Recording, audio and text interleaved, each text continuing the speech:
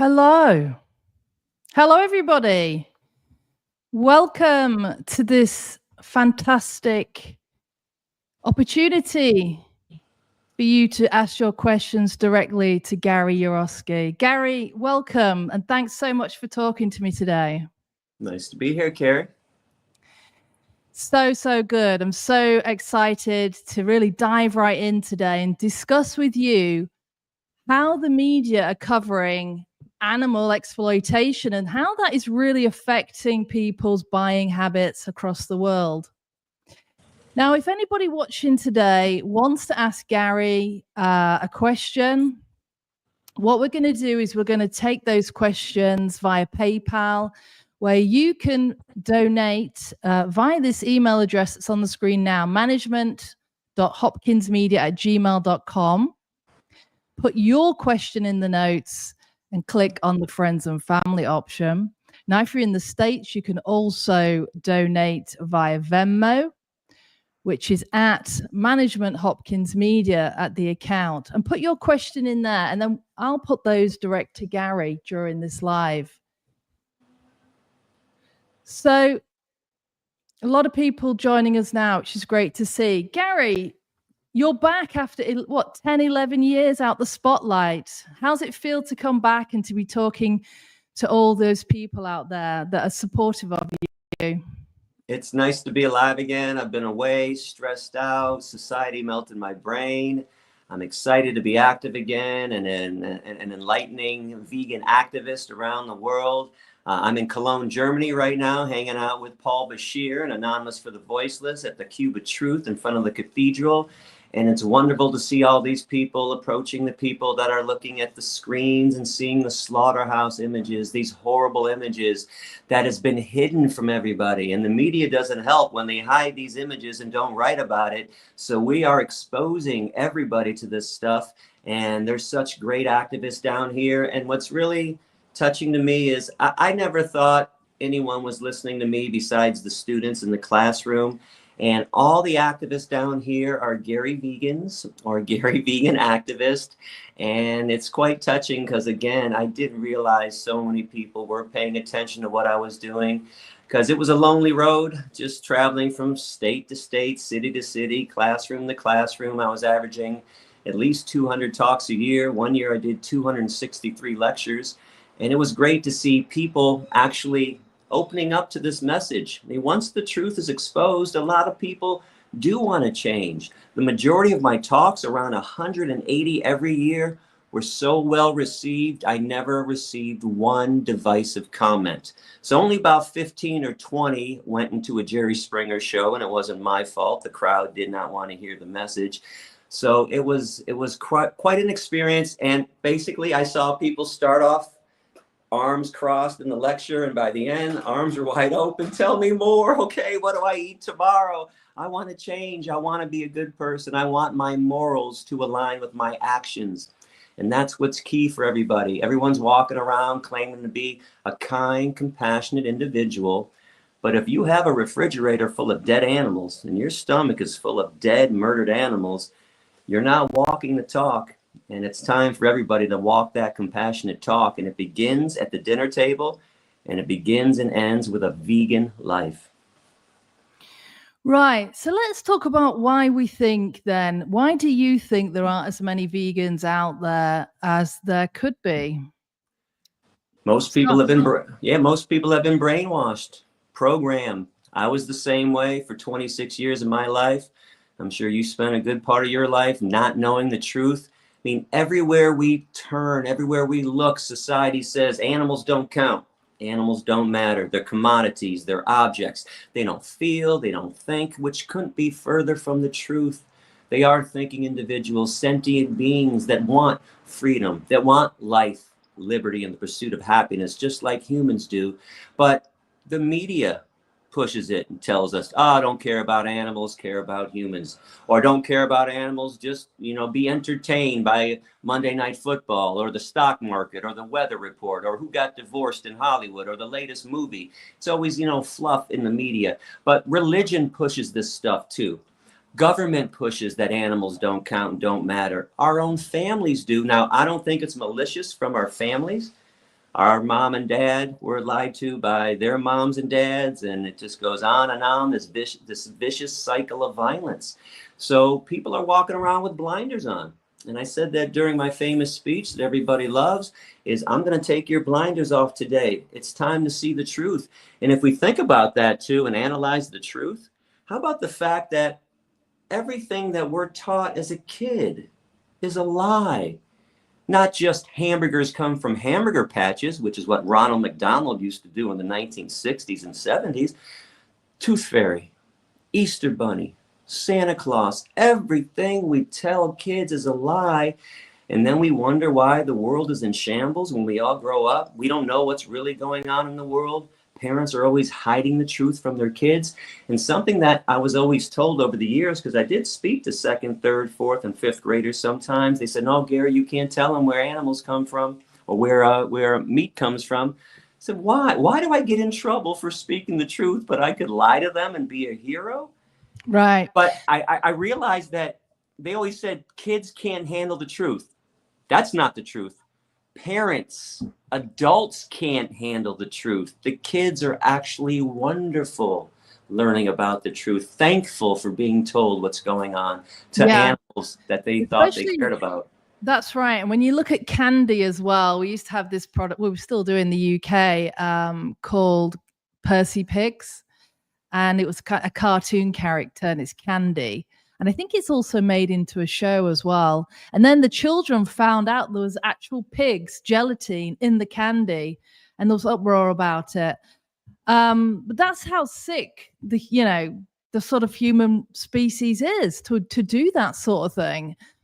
And the cartoon characters, that's a common theme. McDonald's, Burger King, Wendy's, KFC, they all use cartoon caricatures of animals in their commercials. Imagine if McDonald's and Burger King said, hey, this is how we chop the heads of chickens off, and this is the chicken slaughterhouse. How many people would probably go there and buy these dead animals now and consume their flesh? But instead, they lie to us.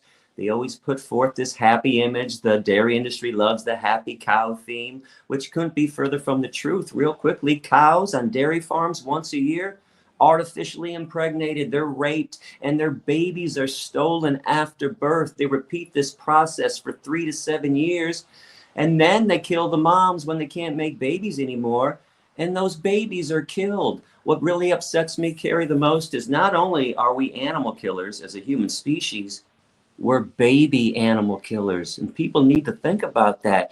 We kill off chickens at 6 weeks. Pigs are killed at 6 months. Cows, maybe around 2 years. This is obscene behavior, and people need to stop feeling that they're so entitled to take advantage of somebody else. Cows and pigs and chickens don't want to be our victims anymore. Yes, to talk about that, most people don't realize how dairy is made, that the baby is stolen from the mother, and that's how the baby doesn't get the milk because we're drinking it. Most people actually do not know that, because I talk about that every week to somebody and they don't know. But let me just say, because I want to talk about the media. Recently in the UK, and how this ties into what you're saying, Gary. Recently in the UK, an advert by Viva was banned by the Advertising Standards Authority because it showed, it put human mothers and babies in the same scenario of having her baby snatched off her. And 25 people complained, including a dairy organization, and the advert's been banned because it'll upset mothers, humans. But I say, well, actually, if you have lost a baby, which many vegans have as well, it's going to make you think, oh, I didn't know that was happening to cows. I know how bad it felt for me. That's a good thing that this advert's going to help people realize not to be drinking and consuming dairy. But it's banned. This advert's now been banned. What are your thoughts on that? I think it sounds like a great advertisement. I didn't see it, but it's something that I talked about all the time. We have to put ourselves in the victim's position, and that's what that advert was doing. This is how you're describing it. And we'll never understand the injustice unless we place ourselves in the victim's position. So here, I'll even go a step further. Think about this. A Black woman, white woman, Asian woman, Hispanic woman. They're pregnant. They give birth. Whose baby is it? It's theirs, of course. But all of a sudden, a cow on a dairy farm, or pigs, chickens, and turkeys, they have babies, and those babies don't belong to them. They belong to the meat eater. They belong to the meat industry. I bring this up because this is the most obscene thing that we do to animals. After 29 years of being vegan, I now think the slaughterhouse is the fourth, fifth, or sixth worst thing that we do to animals. Stealing babies is the most obscene thing that we can possibly do to anybody else. So why is the advertisement banned? Well, this is how strong the meat, dairy, and egg industries are, that they control the media in many ways. That they make a complaint, they make a phone call and say, you know what, I'm going to poll our ads this year. You're going to lose 20, 30, 40 million dollars if you let these vegans run these ads, these truthful ads. So yeah, the media needs needs to stand up more. Needs to. This is the problem. This is the problem. And for anybody here watching, I was a TV journalist for BBC News and ITV News. I've got a master's in TV journalism. I've worked full time in TV journalism. And this wasn't anything we were talking about in the newsroom. But this is a few years ago. But it wasn't something we were talking about. It was just everything was about commodifying animals. So it'd be covering Ascot, the races, you know, in a nice way. But we'd hide the fact that all these horses were getting killed. In fact, most journalists in the newsroom probably didn't even know that they were getting killed. It's thanks to the activists that are bringing this out, letting people know. Also in the newsroom, yeah, I mean, just like brainwashing to think that if you think about, like, if you put it to do, you know, you mentioned women or black women, white women, Asian women, any kind of woman. Imagine if you had one set of women being used for something only. So that's what, you know, these poor pigs, sheep, cows are being used and abused just because they're born into a certain species. So it's almost like saying, if you're born an ex-woman, you're going to be this. Like, they don't want to be enslaved. This is the issue. It's the humans conditioning to thieve and enslave everything. And this is the big problem, right? This is the big issue. Let's talk about that. Let's talk about slavery and that aspect of it that the media are purporting, you know, when they're doing the coverage of Ascot. What a great day out. Look at the fashion. What about the victims on the racecourse? It's amazing they don't talk about the bits that are placed in the horse's mouth. There couldn't be a more vile and vicious thing that we do by putting something, a steel device, in somebody else's mouth, in an animal's mouth, and controlling their movements. In fact, we actually used to do that to black slaves in America, and people are up in arms. People are horrified. But again, all of a sudden, if the animal is the victim, nobody cares. But if a human is a victim, everybody cares. In a slaughterhouse, you know, put humans, take out the cows and the pigs and the chickens, put black people in, put women in, put Asian people in, all of a sudden, people are up in arms. So is the slaughterhouse the problem? Or who's getting killed in the slaughterhouse the problem? And by the way, speaking of advertisements, I never get to tell this story. You know, back in the 90s, I think I was the first activist in America to convince a major station in Detroit to run graphic ads about animals in the circus being abused and animals on fur farms being killed. But it wasn't an easy sell. I had to go inside to the sales department. Then I had to talk to the manager of the sales department, who brought me into the GM of the whole station. And they actually told me, Gary, if we run these ads, we're going to lose millions of dollars from the Shrine Circus and Ringling Brothers when they come to town. And I said, wait a second. I'm not telling you not to advertise that, although I would recommend it because it's a lie. But why can't I run my ads? My money is just as green as their money. Can't I have the right to expose the truth, to offset their lies? And the general manager actually agreed and said, you know what? Yeah. And I ran about 70 ads showing animals being abused in the circus. It was widely successful, but I shouldn't have to go through that. I shouldn't have to beg and plead. I should be able to go to a station and say, hey, I got an advertisement. And we agreed. There were some limits on it, and I agreed to those limits. We couldn't show the animals actually being killed, but they let me show the animals being beaten. Right. and being kept in chains, that's fine, because it was still graphic enough, truthful enough that I could expose what was going on. But I hear all over the world, people are having tough times convincing stations to allow them to run ads. And you just brought up one example. That has to stop. And actually, it does have to stop. And because if I'd have seen the film that I saw that helped me change, that helped me give an awakening, which was actually Earthlings. And this is why people watching now, when you're commenting, the fact that I watch Earthlings is because I was looking at something online and somebody dropped the link, the actual link. They cut and pasted it. So I just clicked on that link. And it was the best documentary I've ever seen in my life.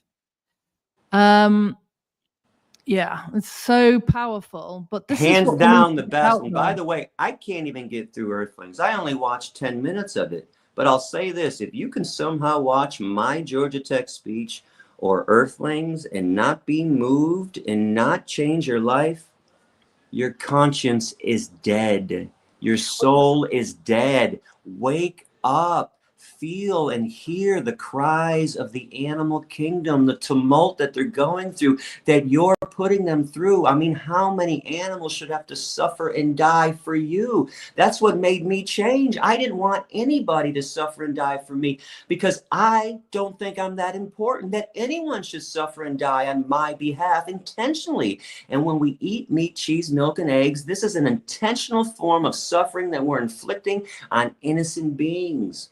Open up your hearts, everybody. Your compassion, where is it at? Why is it buried so deeply? What happened? When we were kids, we used to be in awe of animals. Because we're one step removed, which is why I've got the title of this, channel. If that cow was right next to you and was crying, which we've all seen baby cows and adult cows crying, that makes it even more compassionate towards them, makes me feel more compassion. If it was stood there right next to you, but it's hidden away intentionally. Stroke it. Yeah, you'd stroke it. Or if it got run over in front of you, you wouldn't just go, oh, let's take it in the kitchen now and eat it. I'm with my bare hands. I was a typical meat eater growing up, by the way, Kerry. Typical that if you put a knife in my hand or a gun in my hand and said, shoot that cow or cut his head off, you must be crazy. I'm not doing that. So we pay somebody else to do the dirty work for us, which is also a major problem. It's hidden, out of sight, out of mind. I think this is another thing. So I was recently reading a BBC article. It talked about vegans don't have enough vitamin B12 because you get it from meat. Again, that's fake news. Yeah. Vitamin B12 is from soil. That's where we get it from, and water. So this is why we need actually vegans, frankly, to be journalists. But we also need journalists to have some better training. They need to at least watch Earthlings, Dominion, Land of Hope and Glory, one of those films, to get a sense of what's going on. What do you say to that? You know what upset me in journalism school is it really wasn't about teaching us to investigate the truth. It was about teaching you how to be cutesy, how to be cute enough to grab somebody's attention. I remember one day they said we had to write a story about a short order cook who had a rollover accident. And I came up with the intro, or the title was a short order cook was over easy today. And I got an A, and oh my God, that's so good. I'm like, this is so stupid. I'm just like being a comedian. This is not journalism. But as soon as I started writing about what animals were going through, and that's when I found out while I was in journalism school, I became vegan. The dean, Jane Briggs Bunting of Oakland University, would come down to my classes and say, is Gary writing about veganism again and writing about animals being abused? He's banned. She actually banned me. Now, I have an authority problem, so the ban didn't stick, and I kept writing. She'd come down and give me Fs. She'd overrule the professor. She told me I was a biased reporter because I was vegan. And I didn't deny that I was slanting stories my way, but they were a compassionate way, a truthful way. And then I accused her. I said, you are biased. You're a meat, dairy, and egg-eating reporter, and you don't care about the animals. It works both ways. I always hate when they claim that vegans are the ones being biased when every meat, dairy, and egg eater is biased. so biased that all they do is victimize others, and others die because of that bias. Yeah. Nobody dies because of my bias. And most of those people have not seen the truth of what goes on. They haven't watched those little eggs get chicks get macerated or be put in a gas chamber. No. They've not watched that. In fact, it's hard to get that stuff on TV. You it. know this too, right? We can't show the slaughterhouse on TV. Oh, we can't show this. Well, Why? this is another problem. This is so basically there's something else I wanted to talk about. Yes. So in the UK, I mean, I'm in America, everybody. I'm in America now, but I was in the UK obviously all my life till last December. But we've got something there called BBC Trust and Ofcom that regulate whether stuff should be shown on TV. And so showing an animal getting murdered in a slaughterhouse would be considered against the regulations because it might offend someone. So even if the journalists wanted to publish that, they couldn't, because then Ofcom and the BBC Trust would they'd fine them. It's outrageous. This is like outrageous. Is it like that in the States as well?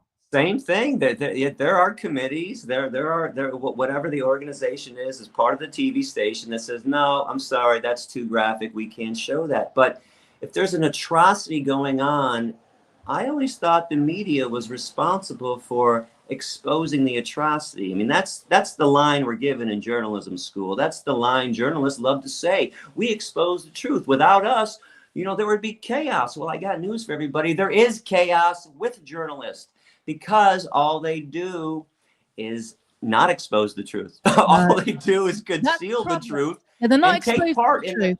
They take part in the massacre too. This is the problem. Let's go into this a bit further. Yeah. So I was doing the PR actually for Christspiracy, the film, and I didn't mention that before, but I contacted the BBC religion editor, Alim Mokbar or something. I can't remember his name, and he didn't even respond to me. And on the email, I said, I'm an ex-BBC journalist. This film's been verified by Oxford University theologians. You need to watch. This is really credible. This is credible. This isn't like, crazy. And I didn't just expect him to reply. I do what I do again. I write again. And he just completely ignored me. And I'm like, you are the religion editor for the BBC, and you are ignoring me about Christspiracy, which I do believe, actually, Jesus did say, because it's been verified, that this is a den of murderers. Because the Oxford University, professor realized that it had been translated incorrectly as thieves, but it was murderers. And it makes sense because Jesus never ate animals. It completely makes sense. But this BBC religion editor didn't even bother replying to me. Like, what do you say to that, Gary? I say it's typical. It's typical people not wanting to hear the truth, concealing the truth, acting like they know everything already. And as soon as you go against the grain, go against what society says, you're viewed as a radical. I mean, they set the bar so high for vegans. Sometimes it's impossible for us to jump over that bar. But the bar is set really low for animal murderers, for people that want to enslave animals, that view animals as property. And speaking of Christspiracy, because I saw that too, that actually awakened something in me as I watched it. I realized that Jesus was born in a barn. He was born in a manger. Who lives in a barn? Animals. Jesus' last act before he was crucified was not only getting the money changers out of the temple, he opened up the cages for the animals who were going to be sacrificed. So his last act before he was killed was an act of animal liberation. I realized that humans steal everything from animals, Kerry. We steal their lives, we steal their babies, their flesh and their skin. You know what else I realized? We stole their Messiah. He came for them. He was born around them and he died for them. And what did humans do? Oh, he's our Messiah. No, he's not. He came to save the animals from the worst scourge on this planet, the infestation of all infestations, the plague of all plagues, the human species who thinks that everything on this planet belongs to them and who wants to dominate. I don't know why people want to rule with an iron fist instead of a loving hand. You and I have the same power that everybody else has. How can we want to protect and others want to kill and destroy or ignore and then make a mockery of what these animals are going through? Yeah, that doesn't surprise me. And Kerry, you know, when I started in 96, when I went vegan, I'm an old timer. The first group of people I wanted to talk to, religious people. I said, I can't wait to talk to the religious community and tell them what I just found out. Now, I've had a lot of success with religious people. I don't want to say I never did. I did. But the hardest group of people to talk to are people that want to use the oldest excuse in the book. The book is the Bible. The oldest excuse is God says it's okay. They want to kill in the name of God.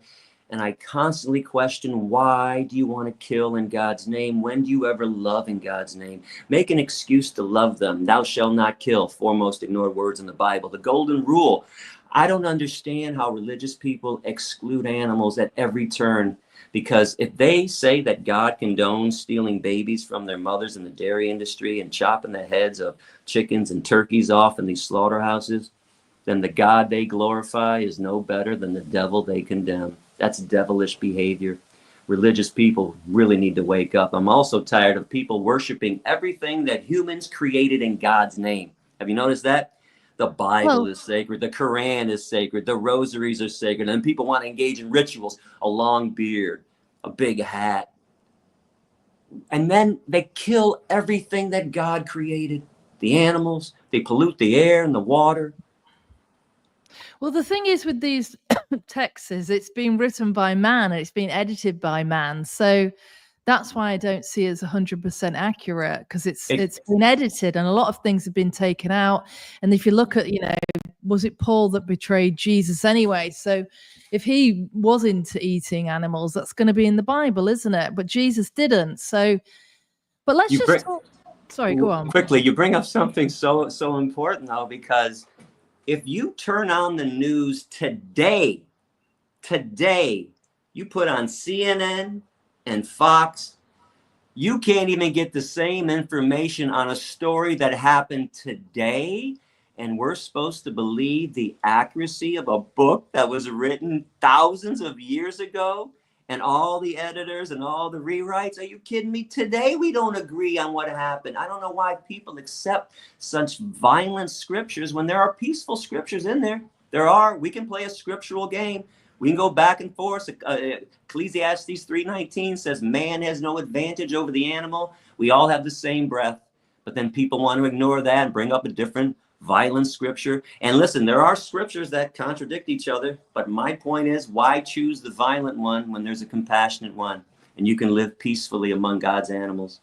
And if people believe that God created animals, and everybody does because God created the earth, if that's what you believe, I believe that if you kill animals, you're killing a piece of God, and that's blasphemous and obscene.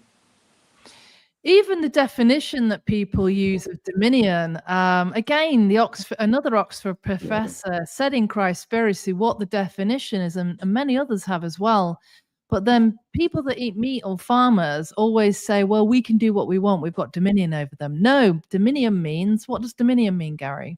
It means to care for, to protect. It means domiciled. I heard it came from the word domicile, your home. You care for your home. I believe we have dominion, like a parent has dominion over their children, and you protect your children. You protect somebody who's weaker than you are. You don't take advantage of them. They have perverted a lot of scriptures, and that is one of them, dominion. Why would a peaceful God say, hey, steal these babies, chop their heads off, kill those babies, impregnate her, hey, sear her beak off while she's still alive, and rip his testicles out, that baby pig, and cut those horns off of that bull? This is insane behavior that humans are engaging in, and it is frustrating at times. It made my brain melt over the years. At the end of my lecture tour in 2014, Kerry, I was so burnt out when people would argue sometimes. And in my head, I would say, what are we arguing about? I asked you not to rape somebody else, kill somebody else, and view somebody else as your property. And we're having an argument about this while you think you have the right to be so vicious and cruel and mean and immoral and indecent. I don't even understand it to this day. It doesn't make me have much faith in our species ever having a conscious awakening. Right? I'm not sure that it's even possible anymore. But I'm still not going to stop trying to fight on their behalf, because we are their mouthpiece. Yeah. I mean, talking to testicles, why would an animal want to end up as around some sweaty guy's testicles as a pair of leather pants? That's not what they want. They don't want. Would you want to end up as around some guy's testicles when you die, like using their skin? That's what I'm talking about. Yeah. Like, it is so disgusting when you think about it, right? This is the issue. So no, go on. It's the most obscene thing ever, that we view their skin as clothing. We view their flesh as food. I mean, where have we gone wrong that we can't see things clearly? And then we make fun of vegans who eat fruits and vegetables and lentils and grains, or even the mock meats, and people, why are you trying to make this plant-based food taste like meat? Because you love it, because you're addicted. I'm trying to give you an alternative. And for the record, if I can go back to that famous speech and take out two things or two words and describe something better, I used to say that meat tastes good. No, it doesn't. If I killed a chicken and threw it down in front of somebody and I said, eat it, they'd say, oh, you must be crazy. You better bake it, fry it, dip it in oil. You better put it between two slices of bread, lettuce, pickles, onions, mustard, ketchup. You do everything in your power to mask the fact that you're eating a corpse, a murdered corpse. So that's why plant-based foods try to imitate the taste of meat, because it's just oil. It's just all the seasoning. It's all the other things that we do to the flesh to make it tasty to people. So open up your minds too. You notice a lot of people say this. They used to say this to me, Kerry. I had a veggie burger once, Gary, and it was gross. Well, you never had a gross hamburger before? Because I ate meat for 26 years. I've been to nasty pizza joints. I've been to bad rib joints. It's the same thing with vegan food. You think maybe you had a bad veggie burger? Boy, but they take it out on all of veganism. If they find a veggie burger that doesn't taste right, try another one. Try a different one. Go to a different pizza joint. Go here and go there. But how about just going beyond that? Go to 11 Madison Avenue. I mean, that's extremely expensive. But that's where they're the Michelin star restaurant, and they're experimenting with plant-based food. Go to Studio Gauthier in London. Actually, that's not too expensive. You can get all you can eat bottomless vegan sushi for £35. Go to these places, and you will love the food. Like, there's no way you can't love that kind of food. Or just eat simple whole foods, whole plant-based foods like grains. Try some barley, some millet. Check out some seeds like quinoa, which people have been trying a lot over the years. Eat some beans for breakfast. Mix the beans with the grains. Have some lentils. Have some split peas. Think about all the ethnic food that's out there. You go to a Middle Eastern joint, falafel, tabbouleh, hummus, lentil soup, majedra. Half the menu happens to be vegan. You can go to so many Asian food. Just get the same vegetables, but put tofu in. And not all tofu is created equal. Try the extra firm tofu. People seem to like that better than the soft tofu. Or just eat vegetables for dinner. Just eat fruit. I mean, there's so many things to eat out there, but more importantly, you're doing this so somebody else doesn't have to suffer and die. So you're not exploiting somebody else. Well, also, let's talk about the health benefits. So when I stopped eating meat and dairy, every single illness that I ever had vanished within 6 weeks. First of all, my asthma went. I've been on steroids for it. I've been, I used to be a rower, and then it sometimes, held me back with the asthma. What else? I was training 6 days a week. My migraines went after I stopped eating meat and dairy. My asthma vanished in 6 weeks. Like I said, I was on steroids for it. This inhaler. What else? My eczema went because it was the dairy that was giving me it. So actually, but let's talk about, I want to get onto the media in a minute, but this is an important point.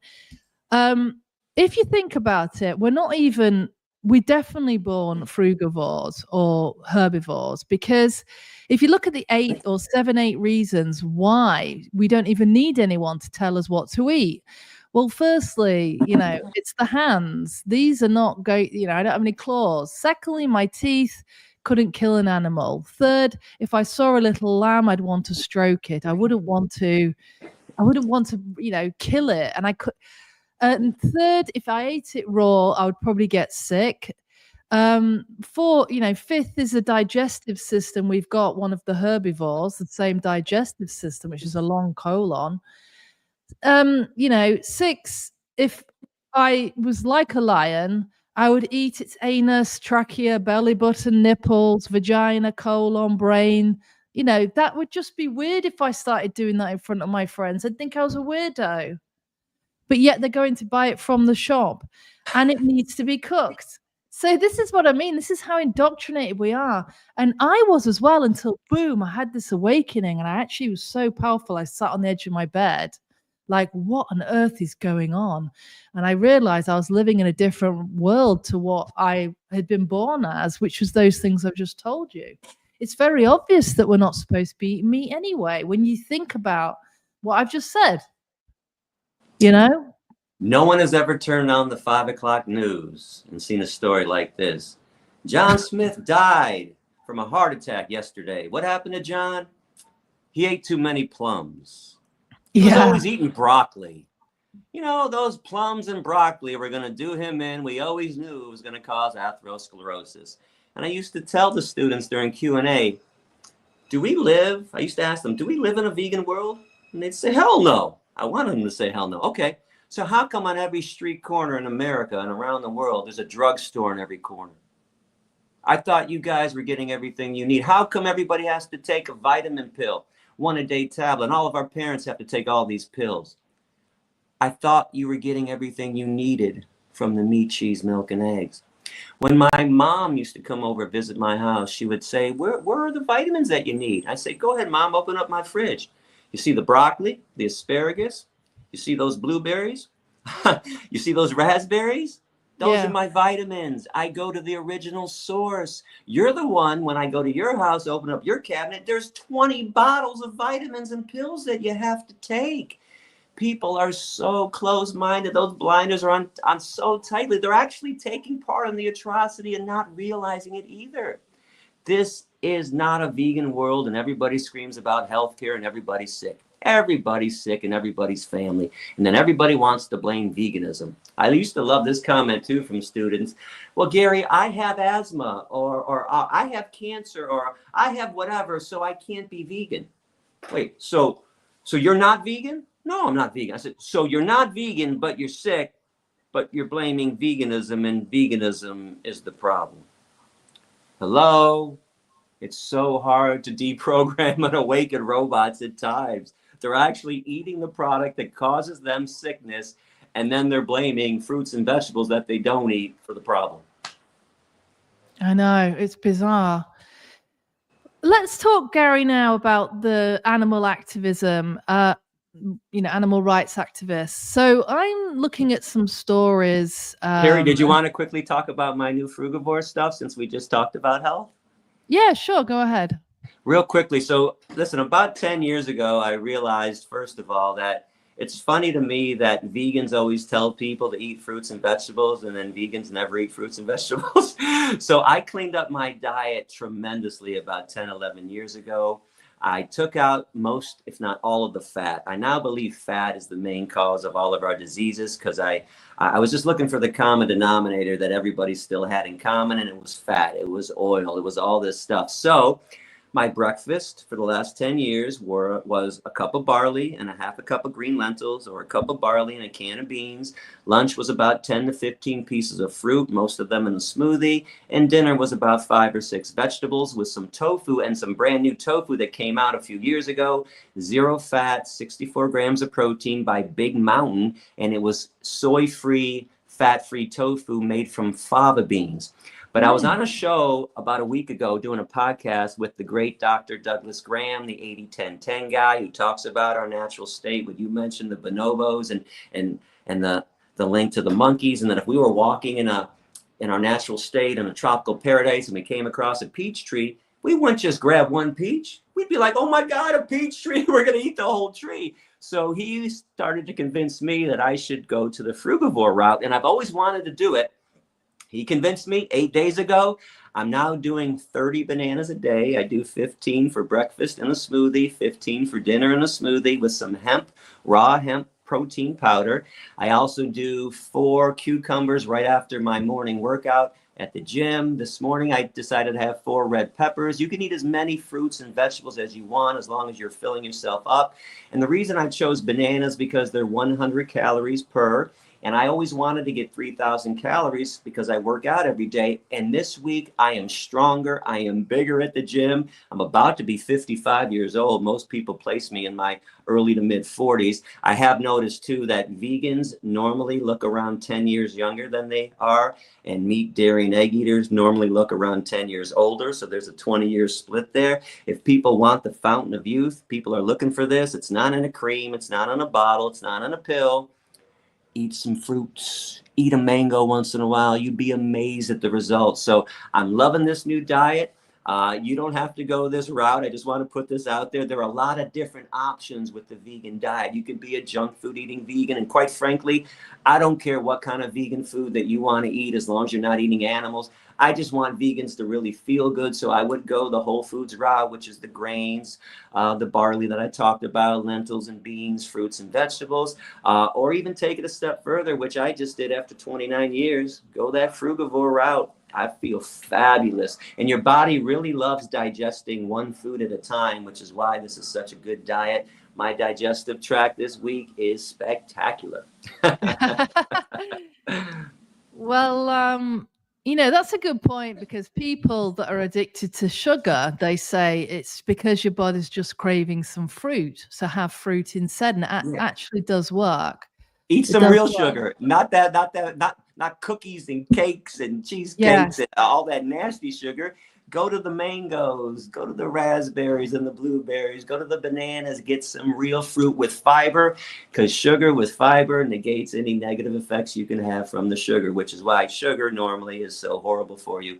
And all those meat eaters that just want to eat meat all the time without fiber, good Lord, this is why they say they find 3, 4, 5, 6 pounds of undigested flesh in people's bodies after they're dead. Your body was not meant to digest the rotten corpse of a dismembered, murdered animal. No. I want to talk about the media now, Gary. So what I'm noticing is regarding kind of media coverage, it's coming from animal rights activists or charities that are securing these amazing news stories rather than journalists that are doing it. So, for example, Hogwood the Horror Story. Have you seen that by Viva?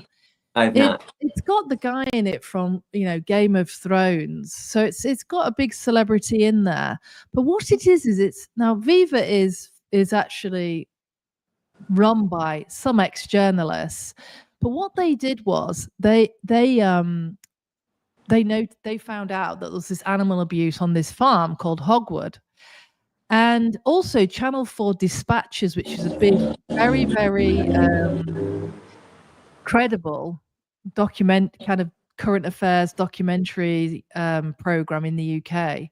And that journalist was completely lied to by the farmer that there was no animal abuse going on. But the activists, and they got the police involved as well, but the activists didn't give up. Even though the police came along and said, there's no abuse here, move on, they put some undercover cameras in.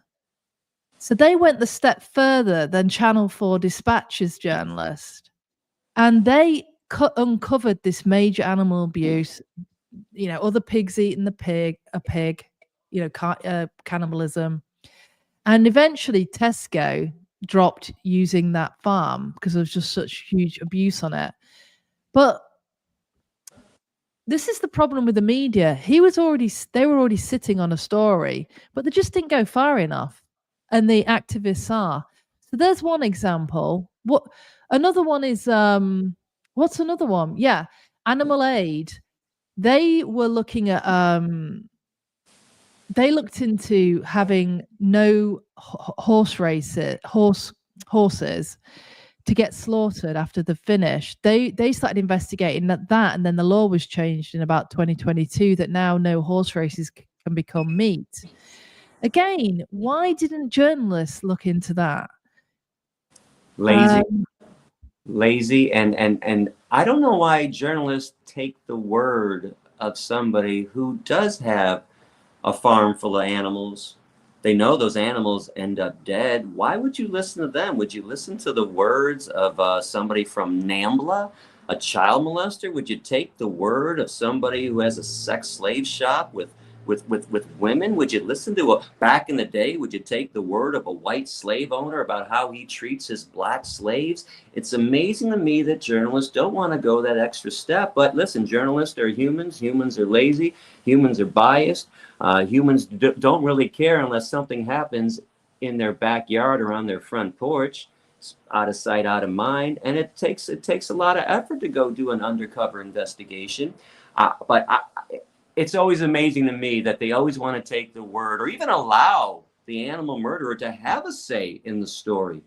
Why would you allow somebody who kills animals to make a comment? And what do you think their comment's going to be? Of course they're going to say the animals are cared for. What are they going to say? We're tormenting the animals? Animals die because we stuff them in these huge buildings and now they're cannibalizing each other because they're going insane? Do you think they're going to admit to the truth? Why would somebody who's doing horrible things admit to the truth? Their whole game is to lie, conceal, and deceive. And then journalists are their worst victim. Journalists are the victims of these. The animals are the first victims, and then the journalists are the second victims because the animal murderer lies to them and they just accept it as fact. And then they make us climb that ladder, jump over that bar that's so high that we can't get there. They always accuse us of being deceptive. Well, what he did was, the journalist, he said, some people, this isn't his exact words, but it was something like, some people would say that, you're pulling the wool over my eyes here. And then what happened was, the farmer shuffled in his seat before he answered. Now, anybody who watches, some FBI detectives, body language experts would know this is something going on here. I think this guy's lying. And he was, because he got caught. So again, journalists could do with learning about body language. And if people, the sort of signs in somebody's face as to whether they're lying or not. But yeah, you're right. So this is where activists are doing the job of journalists. Here's an interesting story for you. Back in the day in the 90s, the Detroit Zoo director, Ron Kagan, I actually befriended him. I was told that he was a pretty good guy. Let me just give you a quick little preface to the story too. So I kept hearing that Ron is a good guy. He really does care about animals, even though he's the warden of the Detroit Animal Prison. These animals have done nothing wrong to be placed in these confined areas. But the Oscar Mayer Wienermobile, we used to protest this obscene monstrosity a lot. So they started hiding behind the auspices of the zoo.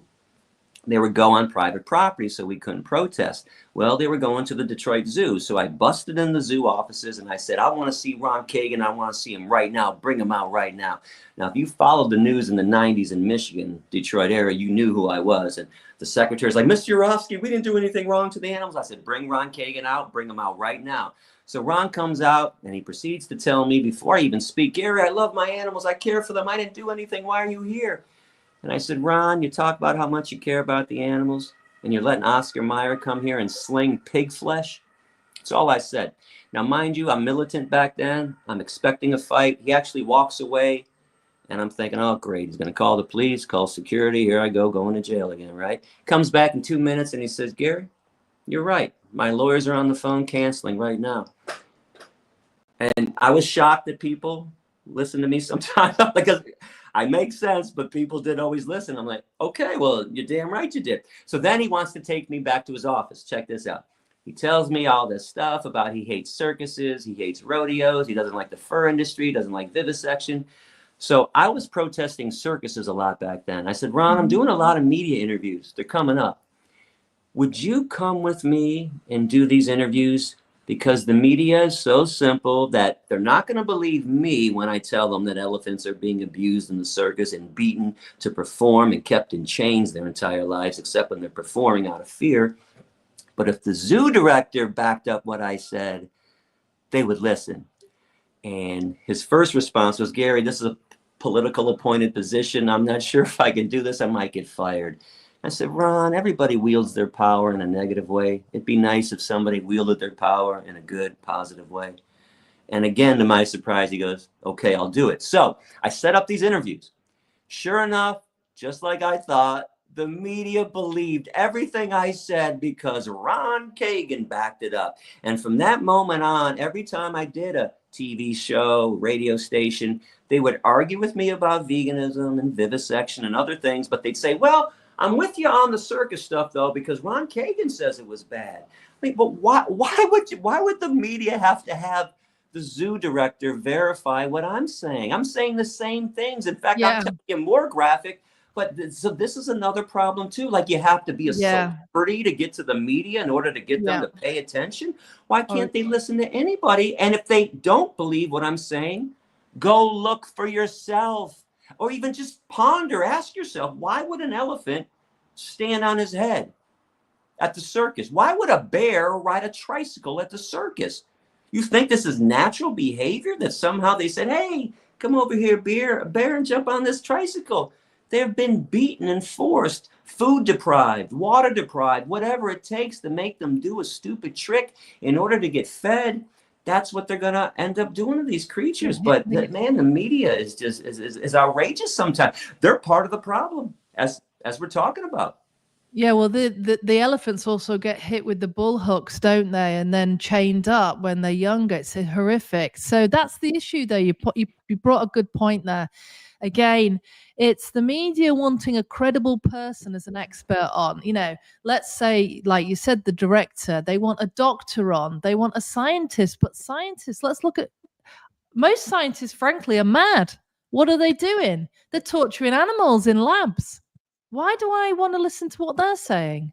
Exactly. And we have vegan doctors in the movement.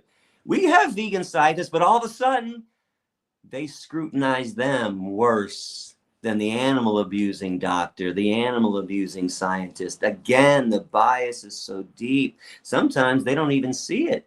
But I can bring on Ray Greek and Dr. Jerry Vlasic to dismiss all the vivisection claims of animal research, animal experimentation being productive and beneficial to the human race, which it's not, because there's no extrapolative coefficient. You can't take something from a mouse and make it relevant to a human being, like you can't take an experiment from a mouse and make it relevant to a horse. You can't work on a horse to help a monkey, can't work on a monkey to help a frog. But all of a sudden, they've lied to everybody, especially these scientists, and say, hey, you need to do this experiment on this monkey, on this mouse, on this bunny rabbit, because we're going to try to find treatments and cures for human ailments. No, you're not. This is why human ailments reign supreme. They're still here. We keep torturing millions and millions of innocent animals in experiments and with no productive results.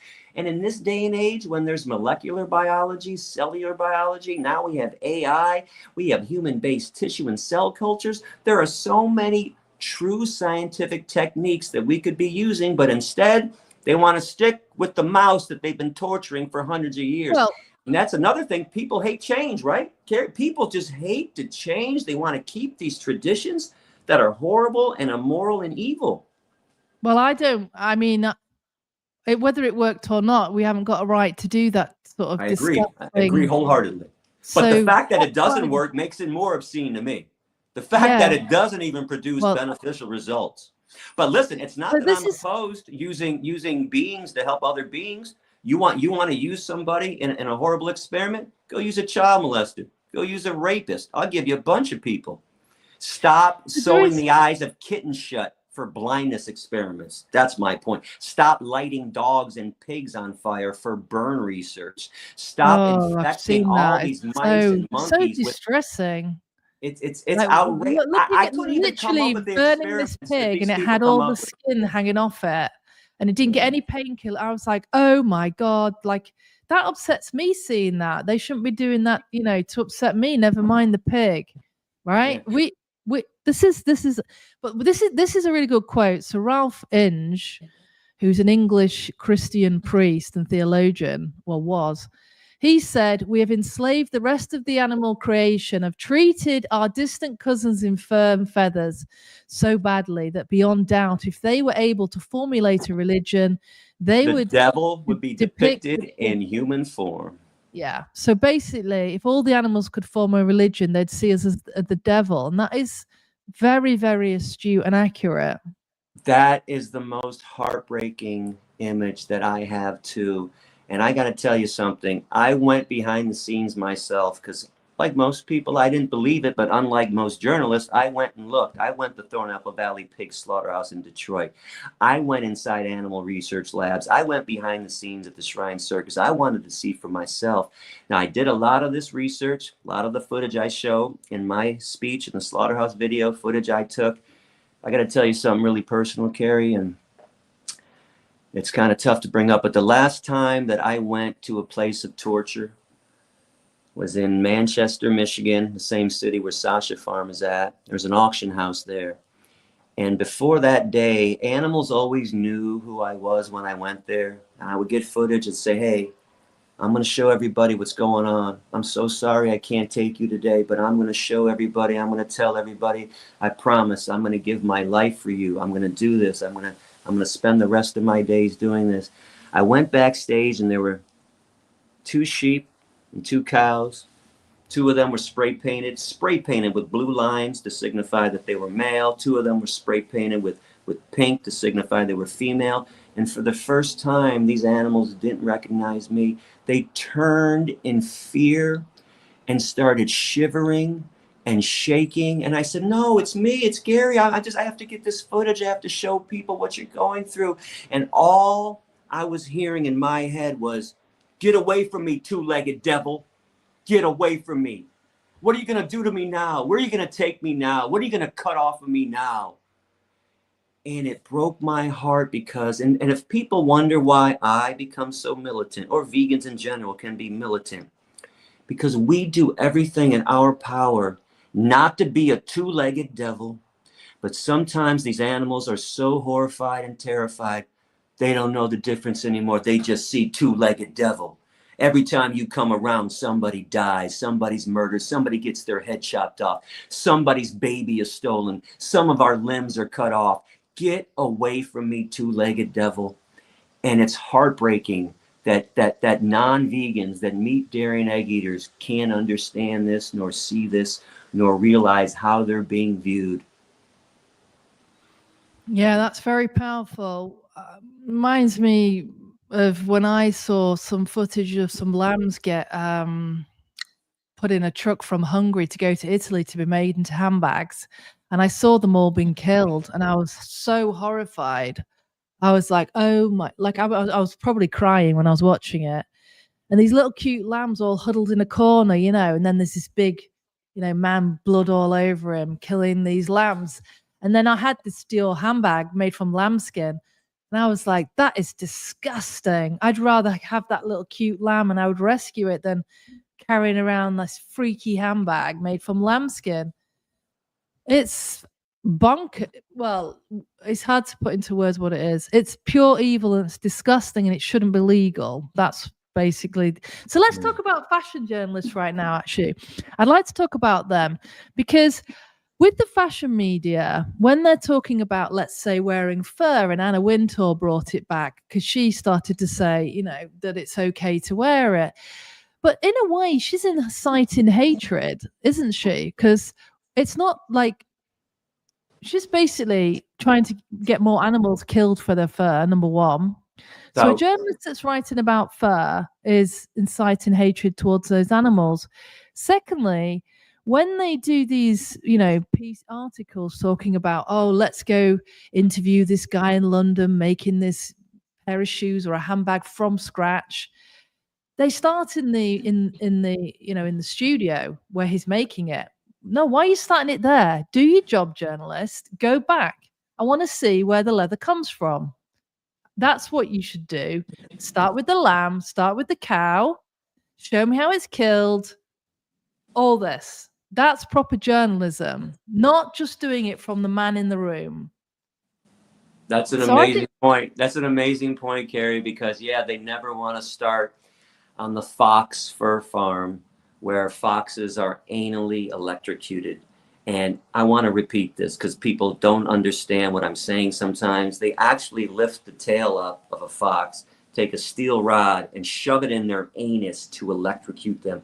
Could you even imagine the horror? Chinchillas are vaginally electrocuted. And if you're wondering why would they do it that way, well, they don't want blood to get on the fur, then they can't use the fur, so they kill them from the inside out. They also use toxic chemical injections, or mink on mink farms have their necks broken manually, then the fur ripped off while they're still conscious, because having your neck broken doesn't always constitute death. In fact, it rarely does. It's a slow, long death. Yeah, why don't these journalists go and show the horror before? But they always want to leave out the most crucial part of the story, the most essential part, where it comes from, and then dare we wonder why the atrocities continue? The journalists are helping the animal murderers and exploiters hide the atrocities. And I just don't know why we became so callous and so vicious and so stupid and so uninterested in learning about the truth. But it's a great point, Kerry. They always want to start in the studio. And that stuff, this is why I have so little faith. There are things 29 years ago that I thought would be banned and eradicated by now. Fur is one of them. Circuses is another one. Product testing, dog racing, horse racing, rodeos, horse carriages. And I'm just amazed at the lack of progress by our society, why change takes so long.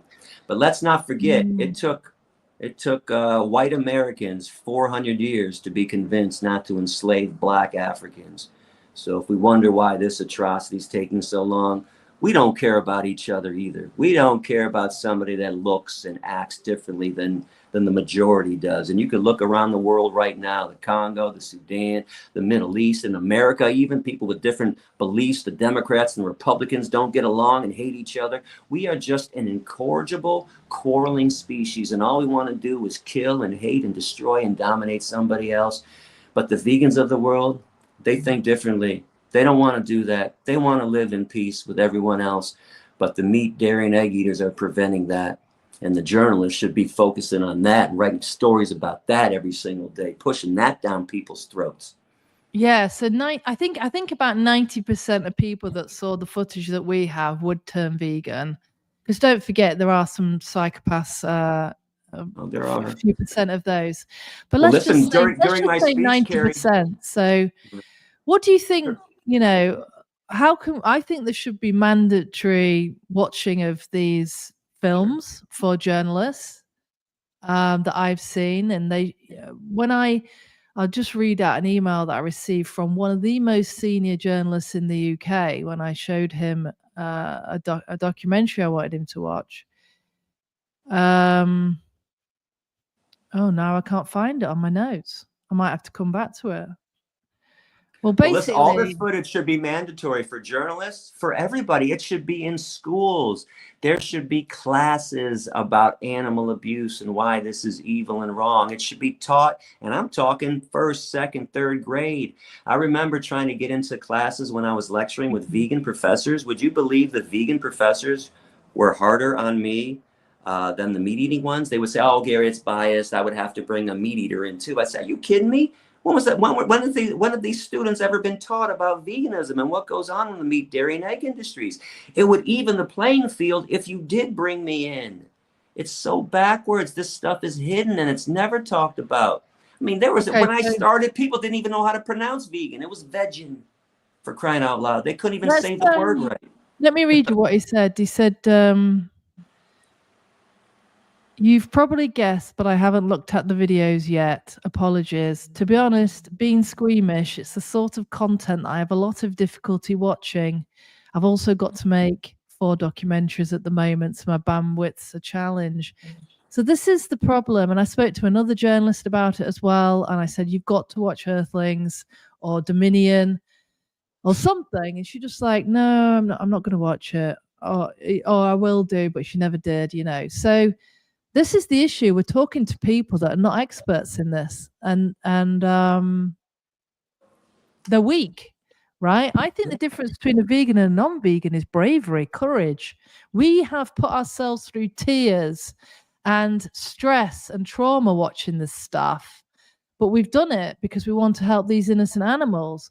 So that, to me, is the only difference, is that we are warriors and we're brave and they're not. What do you think to that? I think that's spot on. Before I showed the slaughterhouse video during my speeches, I would say, if it's not good enough for your eyes, then why is it good enough for your stomach? And most people would still turn away or even try to leave the room. Mind you, I sat there during 2,660 lectures. I watched the slaughterhouse footage too. I wasn't going to walk out of the room and make them watch it. I sat there with them.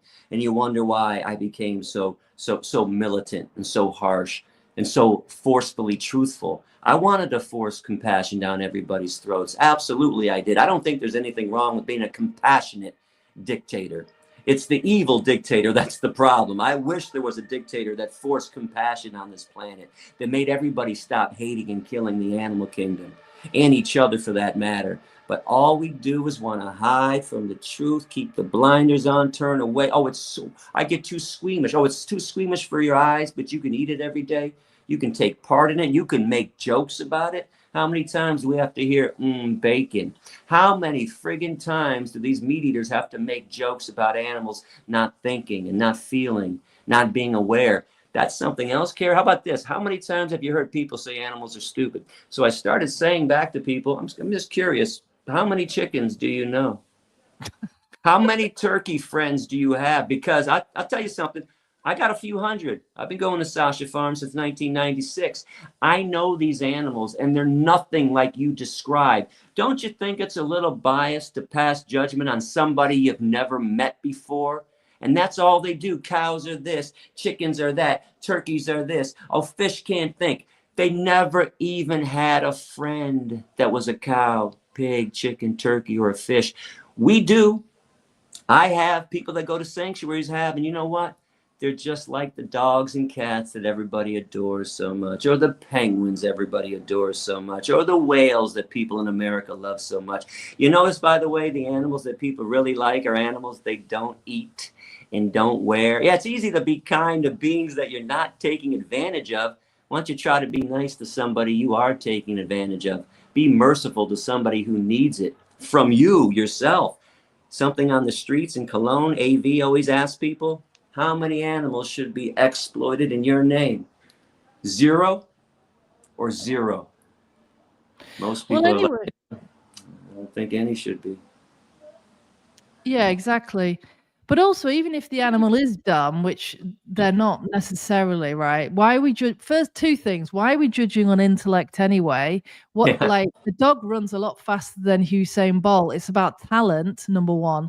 But even if they are stupid, what are we going to do? Kill all the stupid people or people with like mental disabilities? Or physical disability, we're going to kill them because they're stupid. That's just crazy. Even saying that anyway. It's amazing that Everybody certain can say what animals they can. have to climb. Again, the bar is set so high for the cow, the pig, and the chicken that they just can't get over. Here's a comedian that I used to like, Dennis Leary. You probably heard of him. He used to have a skit where he said, "Isn't it amazing that animals have to come before us and prove their worth?" So, for instance, there's a seal that comes before us, and or an otter. He says, "Well, who are you? What do you do?" Well, I'm an otter and I roll on my back. I do cute little human things with my hands. He says, "Oh, okay, you can go." Then the cow comes up. "Who are you? What do you do?" "Well, I'm a cow. I just sit in the field all day and eat grass." He goes, "Bullshit. You're a baseball glove. Get on the truck." There's truth and humor. Okay, sarcastic truthfulness. But that's what we do to the animals, right? It breaks my heart that nobody sees a cow as a cow anymore. Cows are baseball gloves, briefcases, shoes, and hamburgers. Nobody sees a chicken as a chicken anymore. They're a bucket of wings. Another atrocity that we've done to them. We victimize them so much, we don't even view them as victims. We view them as inanimate objects, like a table, a chair, or a car. It's high time that humans wake up, climb out of their abyss of callousness, and extend some decency to the animal kingdom. And it's not hard to do. It's really, listen, I've been doing it for 29 years. How long have you been doing it, Kerry? 3. Okay, it's 3. It's not hard, is it? Once you care, it's just not hard. Hey, may have to go out of your way, but I'm more than happy to go out of my way to make sure somebody else doesn't have to suffer and die for me. And that's what I love about veganism, is that we are the magnanimous ones. We are the ones exhibiting altruistic behavior, not everybody else who just talks a good game, screams about problems going on in other parts of the world, not doing anything about it. Veganism is something you can do every single day of your life to make a difference. Every day. This is why veganism is the most important lifestyle that anybody could choose. Well, it'll certainly help the planet from global warming as well, given that 75% roughly of agriculture is to feed the animals that are then fed to humans. So we'd have so much less emissions. So let's talk about protests. I think what we're finding in the UK, and you can talk for America because you know more about that, is we're finding that there's like a paradox of progress, with the UK becoming more compassionate and loyal towards animals while becoming less tolerant of people fighting for their rights. And that's because of, organizations like Just Stop Oil, who've annoyed a lot of people, like stopping ambulances getting through traffic with their protests and things like that. Whereas, like I said, oil wouldn't even be an issue hardly if everybody went vegan, because a lot less oil would be used for animal agriculture. Okay, transporting all those lambskin leather handbags across the world and all those animals. So what do you recommend that activists do to try and help people be not speciesist and to be vegan? Because obviously it's not all about just campaigning outside of a hotel, which can also work, but there's other methods as well. So do you want to give me some ideas, Gary, of how people can almost impart the truth to people so they can change? I'm a big proponent of effective activism. I see a lot of activists today having no idea what they're doing, blocking roads. I never understood this point. In fact, when you're blocking the roads, Black Lives Matter did this in America all the time. You're blocking people from getting to work or getting home, and most of these people support you. You're pissing off the people that are supporting you. And when the problem was the police force, if you wanted to block something, surround the police station. Effective altruism, effective activism. Focus on the people that you have a problem with. So I ran the gamut of activism, by the way, back in the 90s. I tried direct action, and that was actually a great form of activism that I still recommend. I broke into a mink farm in 1997 in Canada, opened up the cages. I gave 1,542 mink a chance to be free, not to have their neck broken.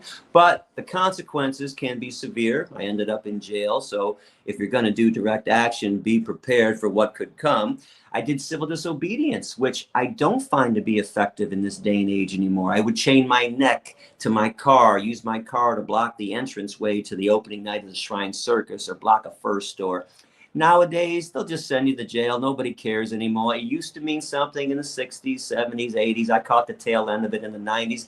I don't recommend that either. Sign carrying protest. I did 500. I think they're completely ineffective.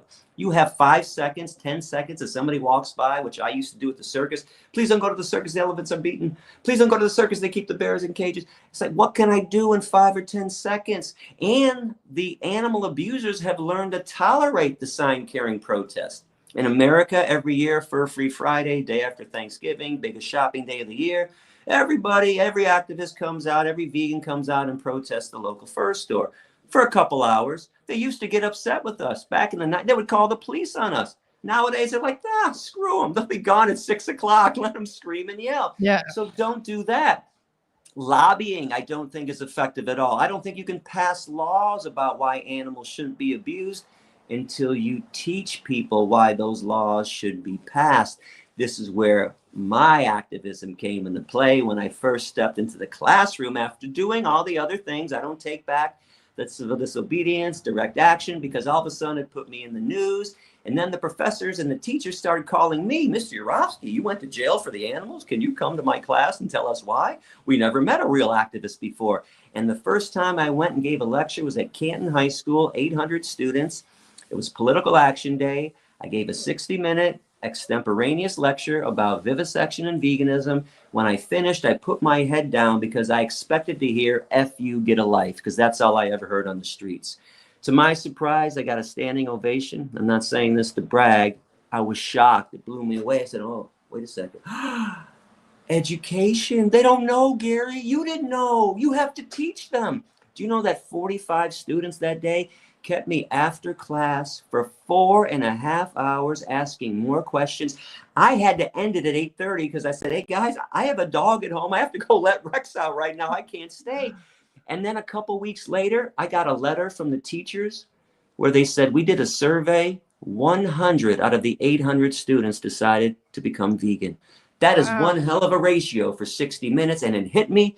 Education-based activism. You have to teach people why things are unjust, why things need to change. So I started contacting teachers, professors all over the country, sending mass emails, thinking that 1 out of 100 would say yes, a little better. 2 or 3 out of 100 started saying yes. I started setting up a lecture tour, and lo and behold, my activism became effective.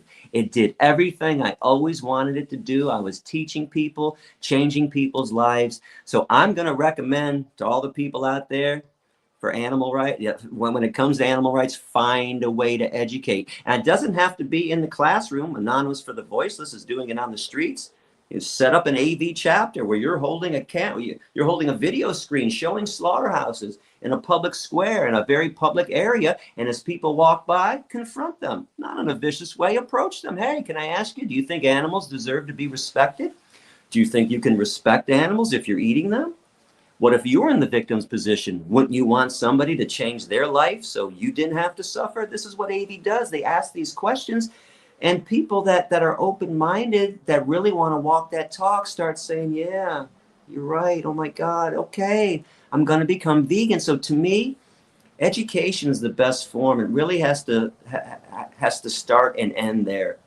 And do everything else lightly, everything that I mentioned, or not at all. I just don't find ineffective activism to be beneficial to anybody. It just seems to be a waste of time. And focus on the right people.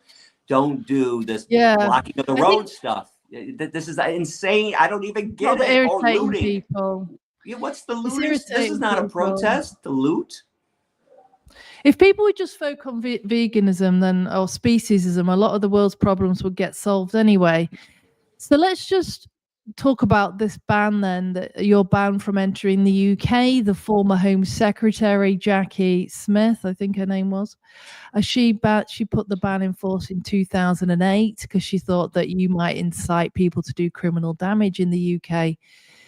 How does that make you feel, Gary? Like, to be banned from such a, it's a pretty noble country with a good, fair justice system. Not fully foolproof, but there is something great about Great Britain. I was only going to incite people to commit random acts of kindness and compassion on behalf of my animal brothers and sisters. Isn't it amazing that if I were an animal killer, I'd be allowed to travel to the United Kingdom? If I knew how to kill animals in a quicker, more efficient way, hey, Gary, come on over here and tell us. If I knew how to cook their flesh in a more delicious way, hey, Gary, come here. But wait, Gary, you want to tell people not to eat cows and pigs and chickens and to view turkeys and fish as their family members? No, you're not getting through our borders. I never even set foot in the UK and they banned me. They preemptively banned me. It is outrageous. Now, I get why Canada banned me. For everybody listening, yeah, I went to a mink farm in Blenheim, Ontario. I put the mink murderer out of business. I caused $2.1 million in damage. I gave 1,500 animals a chance to be free. I don't agree that they banned me, but at least I understand why I did something there. Why in the world did the UK decide to ban me? I don't know. You'd have to investigate that. You'd have to find a journalist to actually do a story and say, why would this man be banned? when all he does is want to bring peace and compassion to the animal kingdom and open people's eyes. I'm hoping that the ban is not there, because I was invited to speak there next year, and the group that invited me there wants to make a $10,000 donation to Sasha Farm. I really want to go there, so I'm going to be investigating over the next few months whether I can still go there, whether the ban is still in effect. I'm not even sure, to be honest. It was over 25 years ago. I think it was 2008, the ban. But really, I thought it was. I don't even remember. I did so much stuff. I thought it was earlier, but it could be. But would you incite criminal activity though if you came back to if you were let in? No, because keep in mind, when I started, I was breaking laws, and when we say criminal activity, if breaking an unjust law is a criminal activity, well, then Gandhi was a criminal. Dr. Martin Luther King was a criminal. I mean, we could run down. Nelson Mandela was a criminal. These are people that went to jail because they broke unjust laws. The only laws I would be breaking would be unjust laws, or the only places I'd be breaking into were places that were committing acts of atrocities towards innocent beings. You know, when I did that mink liberation, there were a lot of reasons. Most people don't know. One of the reasons, I wanted that judge in that courtroom, Judge A. Cucinato, I wanted him so badly to take his gavel and hit it down and say, I cannot find this man guilty for giving these innocent beings a chance at freedom. Unfortunately, I got the trite line, well, Gary, it's not that I disagree with what you believe in. It's that you went about it in a bad way and you broke the law, so I have to punish you. And in my head, no, you don't. You don't have to punish somebody that did something just and noble and kind. So, but by the way, I don't think that stuff is really effective anymore anyways. Again, I'm an education-based activist. I would just encourage people to get into the school system, start teaching, to contact the media and challenge the media to do better stories. So you wouldn't incite anyone to commit criminal damage. What you could do, Gary, because I think that's what you've just said, what you could do is you could just get an immigration lawyer. So if anybody's watching that knows an immigration lawyer in the UK that can help Gary get the ban lifted, because I think having Gary in the UK to educate, you know, more people that go vegan, it's going to help the UK government help them achieve their net zero target. They're not going to spend as much money on the NHS, the National Health Service, because we get free health. Because, you know, a lot of vegan, like me, when I stopped eating meat and dairy, all my illnesses vanished. And we've seen that in films as well, like What the Health, Eating You Alive. This is out there that if you do have a plant-based diet, you are less likely to be sick. So having Gary, because you've transformed Gary as well and you've done all this lecturing, I think you've got a good case to get back in, but we just need an immigration lawyer to help you with that. So if anybody knows of one who's a friend that might be able to help Gary pro bono, that would be great. I realize it is a lot of work, so they might want paying as well.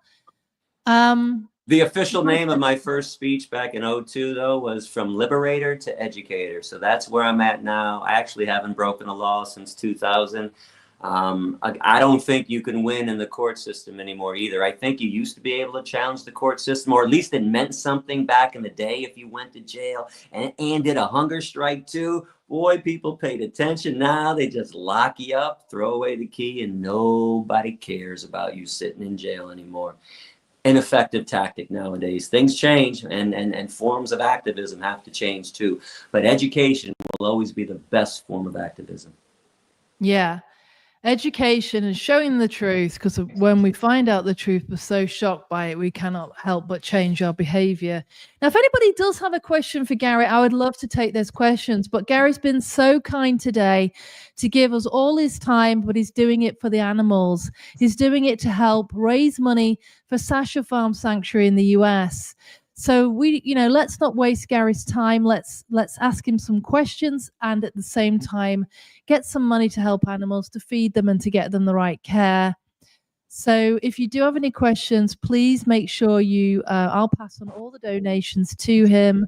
I would have actually rather gone direct to Sasha Farm today, but I wasn't able to look at the questions if it had gone direct. So when you give that's why it's going to me, which is actually more work for me. But I want to take your questions. I want to take your questions, guys. So when you donate, I'll then see live the question on the note that you put on PayPal. And then I'll ask Gary your question live on this call right now. So that's why we're doing it. We're doing it to help animals. We're doing it to make you more effective advocates for animals. And also, we want to change the media. So we do have some journalists watching right now. I don't know if Belle's still here. She was a very senior fashion journalist and now, well, still is really, and teaches fashion to her students at St. Martin's. What is it? Central St. Martin's, which is a major fashion school. So I'm sure she's letting them know about how leather and fur is made on that. But if you've got any questions, please send it via PayPal, or anybody here in the US, you can use Venmo at the just ask me in the chat if you want me to put that up. Yeah, so another thing about the media is they just cover things like farming as if it's normal. So, you know, these shows that you can go to, these farming shows, they've got one in Yorkshire called the Great Yorkshire Show that they have every year. In fact, I think it's on right now. And when you look at the BBC's coverage of it, of you know, what moving cows around the arena. You look at the cows close up on the BBC footage, and they've got a ring through the nose, which would be extremely painful. They're pulling this bull by the ring in its nose. Imagine if somebody was doing that to you. The bull's frothing at the mouth, and they're parading this animal round. I mean, if you think if that was a human, that's just as bad, like in terms of from the bull's perspective, how painful that is, how wrong that is, that you know, in the wild, an animal that's killed by another animal, that animal's free and it's quick, it's a quick death, right? This is enslavement. This is sort of perverse. But what I didn't like about the coverage is the journalists didn't look up close on the photos and be like, actually, this is pretty abusive. Look at this cow. It's frothing at the mouth. Its eyes are popping out its head with stress. How can that farmer really love that cow, kissing it when she's going to send it to get murdered? This is the coverage that I want to see from journalists when they're talking about these types of shows. What do you know, the Great Yorkshire Show? What do you think about that, Gary? I think you're spot on again. Sometimes it's right out in the open and people still can't see it. It's right there in front of their face. Think about the rodeo in general and all the coverage that it gets. ESPN, for crying out loud, shows rodeos. Now, people will watch a rodeo and go, oh, look at the horse is so, the bull is so violent. Look at the horse kicking crazy. Do you know why they're kicking? Just look on their backside. There's something called a flank strap. They tie a strap around their backside, the sensitive waist area. Sometimes they put their testicles in there. They're kicking to get the damn strap off. And then the make-believe rodeo cowboy, he's digging his spurs into their upper part of their body. It's right there in the open, and ESPN thinks, oh, isn't this fun? Hey, we're gonna show the score of the Monday Night Football game, the highlights of the basketball game, and then we're gonna show the rodeo guy. Hey, he stayed on the bull for 12 seconds, 8 seconds longer than everyone else. Who cares? Look at the animal, look at the victim that's on display, and people still don't see it. I don't know what to say anymore. Again, horse carriages right out in the open. You know, all these equipment put on these animals tugging lazy, fat human beings around a city like it's romantic, like it's special and cute all day long in the hot sun, walking on the hot concrete with bits in their mouth. What in the world? How have humans become so blind? I got to ask you that. How have we become so blind to what's going on right in front of our faces? Yeah, so exactly. Like with horse racing, I only recently realized, and we used to own horses as a family as well. I did ride horses when I was a child, and I've ridden them as an adult. And my mother had about 8 horses. We had 1 horse in my family. I was brought up, wasn't brought up by my mother. And I rode them till a few years ago. And then I was like, oh, I saw this pictures of the tongue hanging off from the bit, and I was like, oh my god, Yeah, imagine being pulled like by a bit in your own mouth and someone's flogging you on the back, even if they're not, how painful that is. So even as a horse rider, I didn't realize like this, but when it was pointed out to me, with a photo of a tongue hanging off, this is why I want the media to be more truthful about it, because it would have stopped me riding a horse if I'd known it was that bad. Do you see what I mean? It's so complicated that we're so indoctrinated. I got to tell you something, Kerry. I don't know if you realize this, but in 2006 or 7, I actually stopped doing media in America. I got tired of it because they were always challenging me. Again, imagine if I was fighting on behalf of women in the sex slave industry. They bring me on. They give me leading questions to expose the injustices. They back up everything I said. But all of a sudden, I talk about being nice to cows, and they say, "Oh, Gary, what about animals get killed in crops, and you eat crops. Aren't you responsible for that?" And quickly, everybody's responsible for that. This is what I still love about veganism. Half of the crops on the planet, first of all, are fed to the animals that people eat. So don't tell me that meat eaters aren't responsible for crop deaths. Now, I never went out and told people, to stop driving cars because I drive a car, to not live in their house or their apartment because I lived in both. Okay, but with everything being equal, and it is, vegans still go a step further to reduce and eliminate cruelty by not enslaving and paying somebody to murder a cow, pig, chicken, or turkey. But the media's, questioning of me or calling me a terrorist. When you sit down next to me, and I know we're not next to each other, but are you really afraid of me right now? Do you really think I'm a terrorist? Every time somebody meets me, even police over the years, they'd say, "You're Gary Yourofsky?" I'm like, "Yeah, the tofu terrorist right here in front of you. Are you afraid?" Yeah. They throw these slurs at me and paint me out to be this vicious person. I'm just a normal dude from Michigan who saw animals being abused and wanted to tell everybody about it, and I'm determined enough not to stop. Yeah, the tofu terror. It's just crazy. You should say the dairy fairy. I mean, it's just all metaphors, isn't it? It's nonsense. Yeah, so I stopped media in 06, 07 because I found it to be worthless. I didn't think it was helping at all. And I did all those acts of civil disobedience just so I can get on the 5 o'clock news, just so I can get on WJR Radio, our biggest radio station in Detroit, just so I could get coverage. But the more I thought about it, the more I analyzed it, I'm not sure I changed anybody's life by getting on the 5 o'clock news, but I sure changed their lives in the classroom. And then in Israel, when I was there in 2012 and 13 on this amazing tour, they convinced me to do some media. And a lot of people have seen those interviews. And I said, I really don't want to do media. I haven't done it in years. No, our media is different. They're going to be better questions. And what happens when I get on? Same old question. What about protein? Didn't God say it was okay? And animals are stupid and lions eat zebras. And I looked offset to everybody that was there. I'm like, this is different. It's the same, which proves to me journalists are just like everyone else. They're robots. Yeah. So when you look at, so you mentioned rodeo, which we don't have in the UK, but we've got the horse riding, which you've also got in the States. When you look at the recent, when you look at journalism coverage on broadcast media, they say, "Oh, well, the horses are treated nicely." Just what else because are they going to say? A wild horse can feed itself anyway. What does it eat? It just eats grass. So it doesn't, like the media are just saying things like that it's being treated nicely. A horse. What do you have to say about that, Gary? Well, they always say stupid things too, like, "Oh, horses love to run." That's funny because as I drove across America, 31 states on my tour, I never saw a horse running in a field. He was grazing in a field.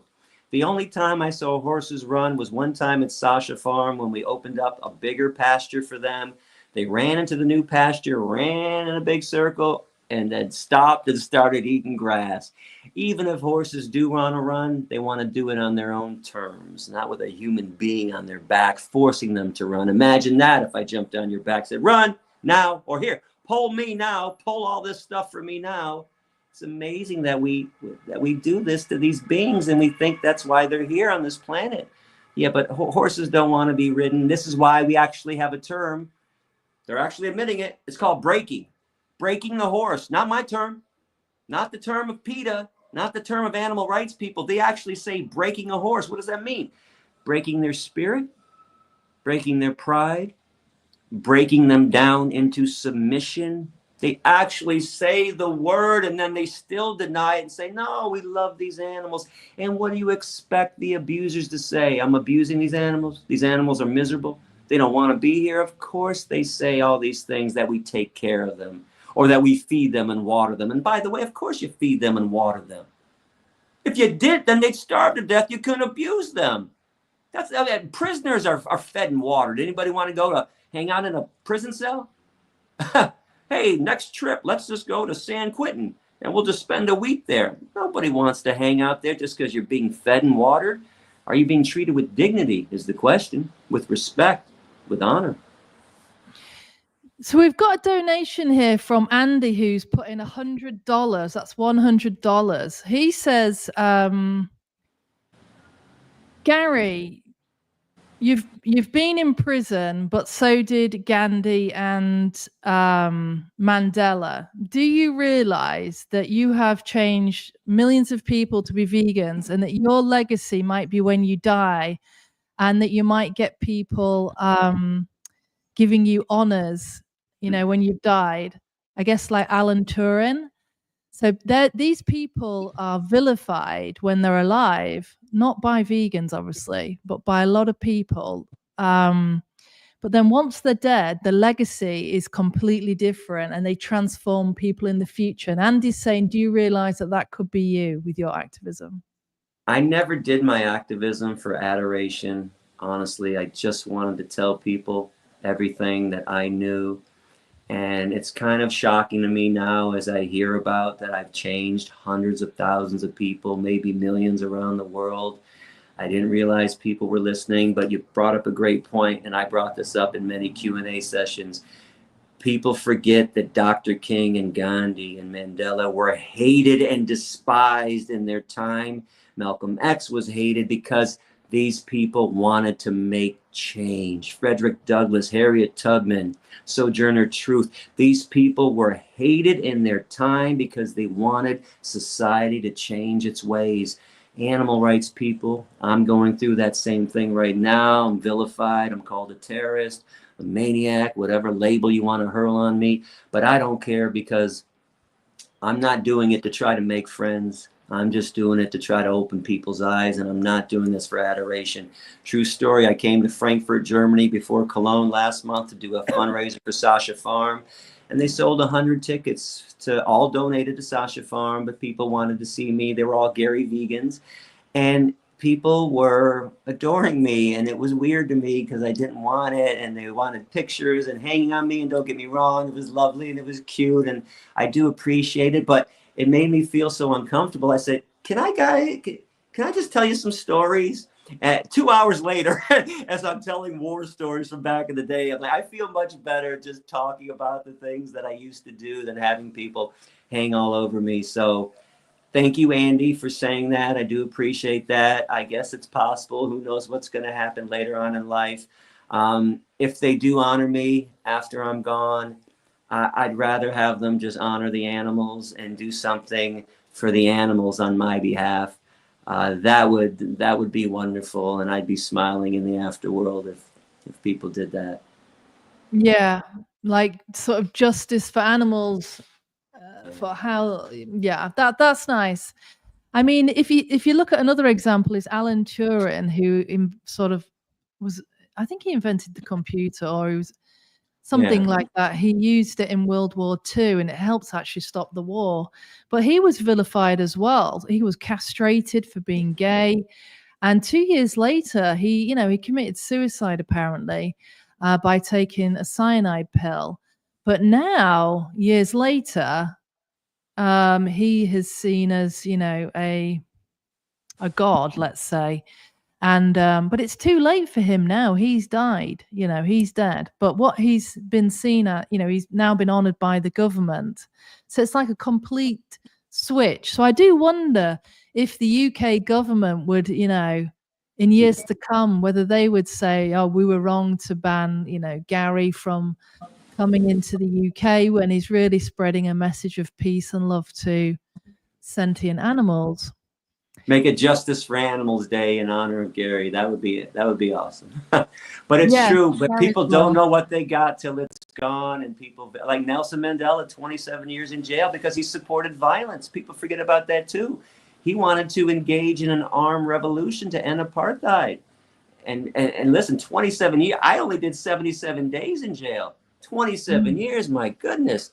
What a stance that this man took when he could have changed his opinion at any time. And I heard they would have let him go earlier. And he said, no, in good conscience, I cannot change my position about why apartheid is so evil. And I will keep this position. That's the same thing I would do too. They can imprison me. They can shoot me. They can kill me. It's never going to change the fact that posterity will bear testimony that I was right. Yeah. And Gary, I think you should do some, newsroom talks. I don't know how it would be done in the UK, but maybe in the US, just trying to educate journalists on what the truth is. I think that would be powerful as well. So if there's any journalists watching, if you want to get in contact with me, we can organize that to do some new newsroom talks. So that you guys can get up to speed on what the truth is, because that's what journalism is. Journalism is simply finding the truth and telling the story. That's what it really is, guys, at your core. So I know that a lot of journalists will want to be better at their journalism and will hopefully welcome that. And Gary, and I'd love to help you with that as well. Do you know that the few journalists that did come out and talk to me back in the day do profiles? I actually converted them because once they sat down with me and realized, I told you a quote before, if I can say it right now. Jack Lessenberry, famous journalist, used to write for the New York Times, Toledo Blade, a lot of papers in Michigan, used to teach at Wayne State University. There's a quote on my website where he says, "When I went to meet Yourofsky, I expected to meet a fanatic. Not only did I find him frighteningly sane, I had that rather uneasy feeling that comes along when you realize you're a hypocrite." Jack was one of my converts, understood the message. Just all you got to do is listen. Don't come in with preconceived notions. Listen and learn, because we're not experts in everything, especially human to animal relationships. Listen to somebody like me, somebody like you. Listen to somebody who's changed their lifestyle to include animals, and listen how much better the world can be from the vegan viewpoint. And if people just do that and put their defenses down, we can get to a vegan world a lot sooner, because it needs to happen sooner rather than later on behalf of the victims. Yeah, and we are naturally born vegan, I believe, anyway. I know people talk about what happened with cavemen, but if we go back, there's no way we could have killed animals, because we didn't have tools back in whenever humans were originally born, and we didn't have any fire to cook them. Yeah. And, those... We actually, we always talk about hunter-gatherers, but nobody ever talks about the gathering. It's always the hunting. We love to glorify the violence. We love to glorify the pain.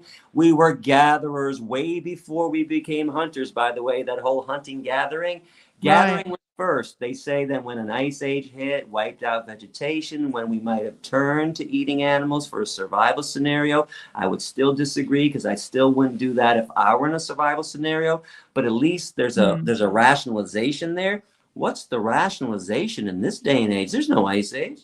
You have access to plant-based foods. You have access to non-animal-based foods. Now you're just doing it out of pure viciousness, pure evilness, pure meanness.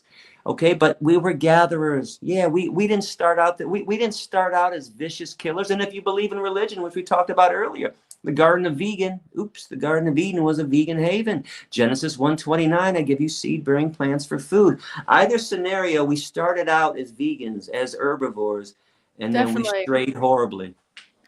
Definitely. And we mentioned for people who might have joined later, there's sort of 7 reasons why it's sort of proven that we are born vegans anyway, with our physiology and our personality, is just so obvious to me after thinking it through for a long time and doing some research on it. Because I wouldn't want to go kill a pig in the corner of my room right now. Let's say I had a pig there. I wouldn't want to go kill it. That would just be weird. And I couldn't anyway. I couldn't, because it would have big tusks. and it would show me who's boss, right? Same with cows as well. Most cows have got massive horns, but they get cut off. Try and kill it.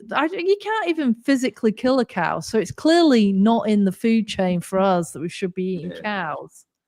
Yeah, absolutely. You know what I mean? I used to challenge people when they're driving down a dirt road and you see some cows. Not only could you not even jump the fence and go chase that cow down and kill him with your bare hands, you wouldn't even want to. What do you mean? No. You wouldn't be like, delicious. What do you mean? You're just looking at an animal, a huge animal in the field. The whole thing's absurd and preposterous, which proves that vegans are right again. We've been brainwashed and duped, and this has been forced down our throats since childhood. Hamburgers grow in hamburger patches. Let's not forget that huge lie from McDonald's, the biggest killer, biggest provider of hamburgers on this planet. I mean, it's just outrageous, the lies they come up with, and that people fall for it. We are so gullible, so easily duped by evil, by wrongness. It's sad. Yeah. It's a sad commentary on the human species.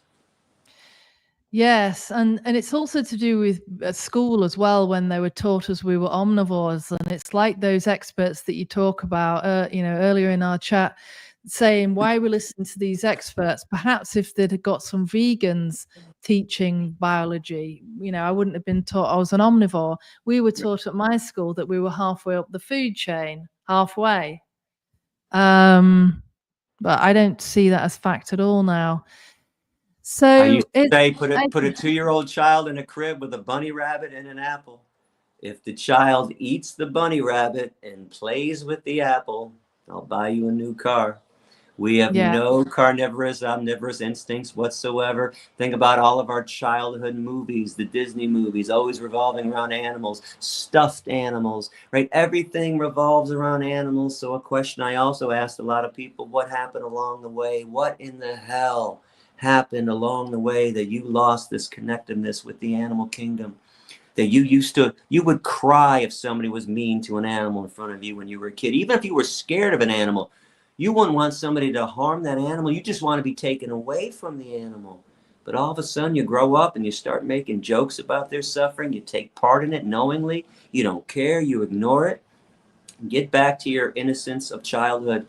Veganism can do a lot. First and foremost, for the animal kingdom. Second, it can help your conscience and clear your soul. Exactly. So I want to talk about something that I did with Soho House that helped them actually change their menu to go plant-based.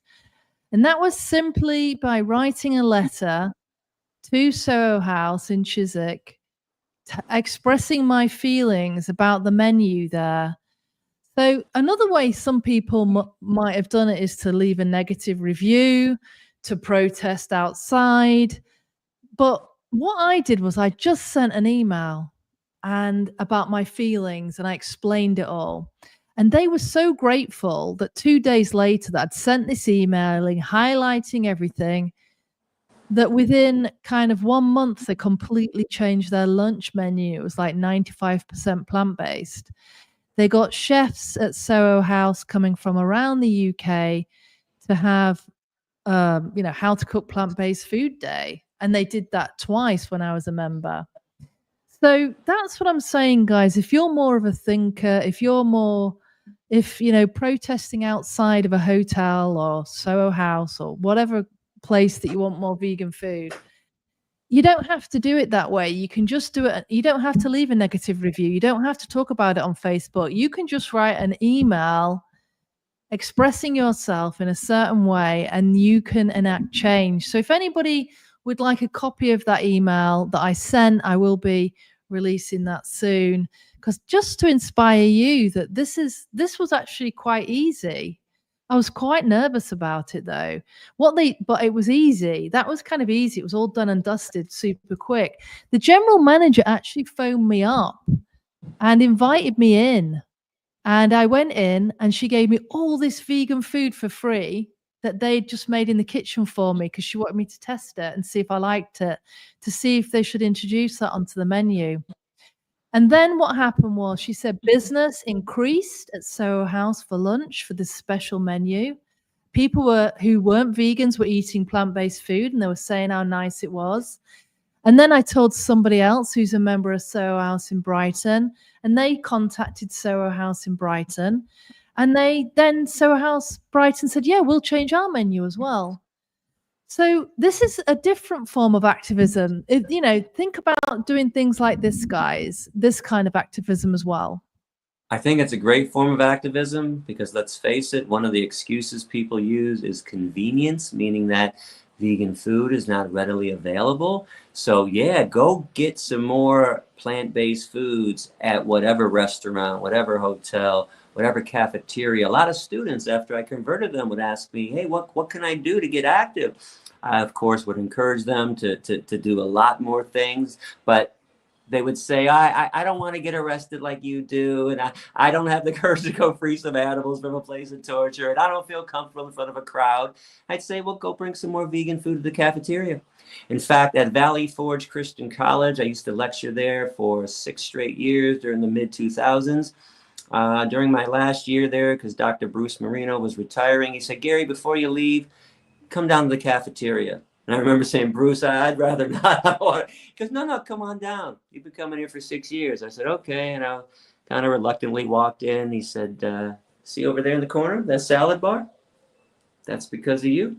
These students are demanding it. See those 2 veggie burgers on the menu now, right there? He goes, that's you.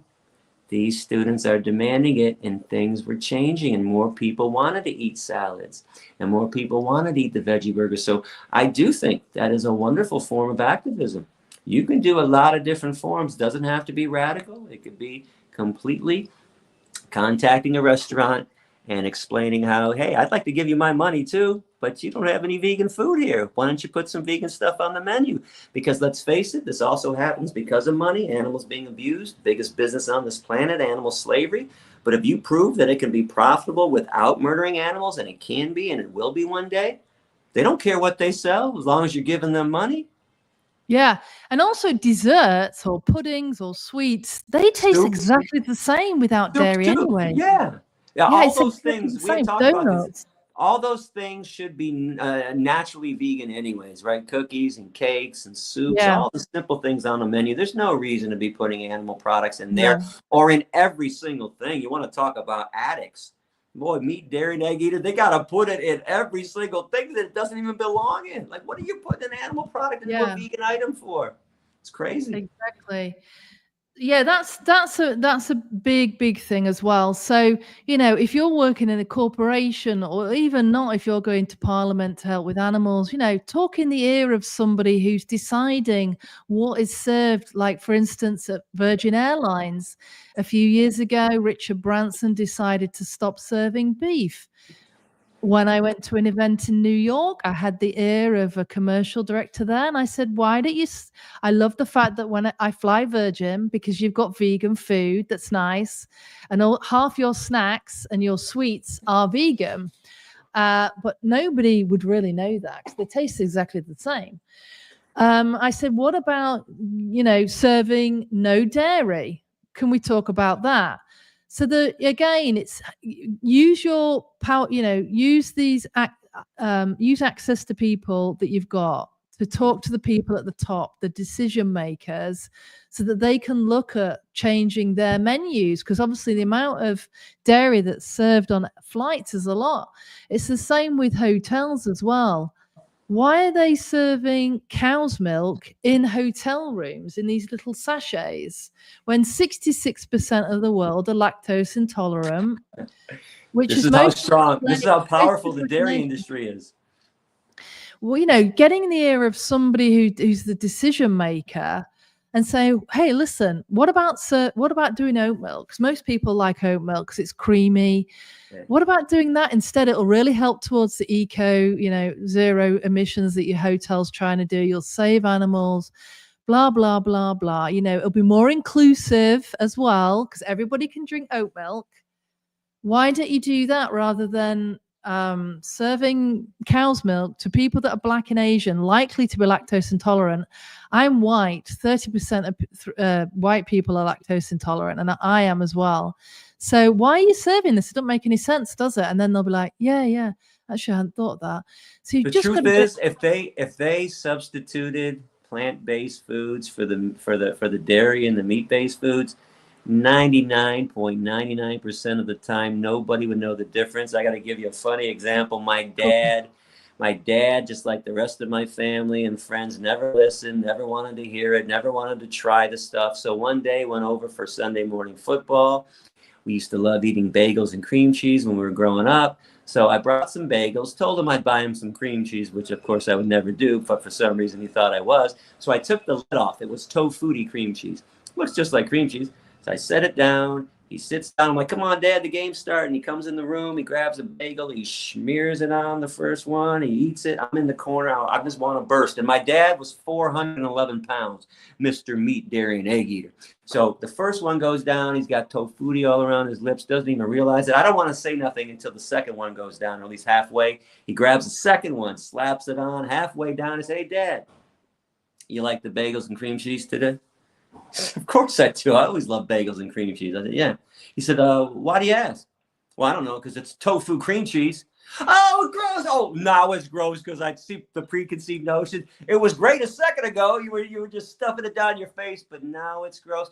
People could not tell the difference. I remember when either Impossible or Beyond Meat came out, they went on the Today Show, and nobody could pick which one was Beyond Meat. They all thought it was the real one or the Impossible Burger, whichever it was. Yeah. I mean, this stuff is so amazingly, it tastes the same. They can duplicate it down to a T nowadays. It's so easy to do. So they should just be doing it for that reason too. Nobody would know. And just to reduce cruelty, just to eliminate cruelty for the animals, we should be taking this avenue. Exactly. And that happened in a British program as well, when this sausage expert had eaten a vegan sausage and he said it was the best one. And then he found out it was vegan, and then he started dismissing it. I think that was on a Channel 5 show.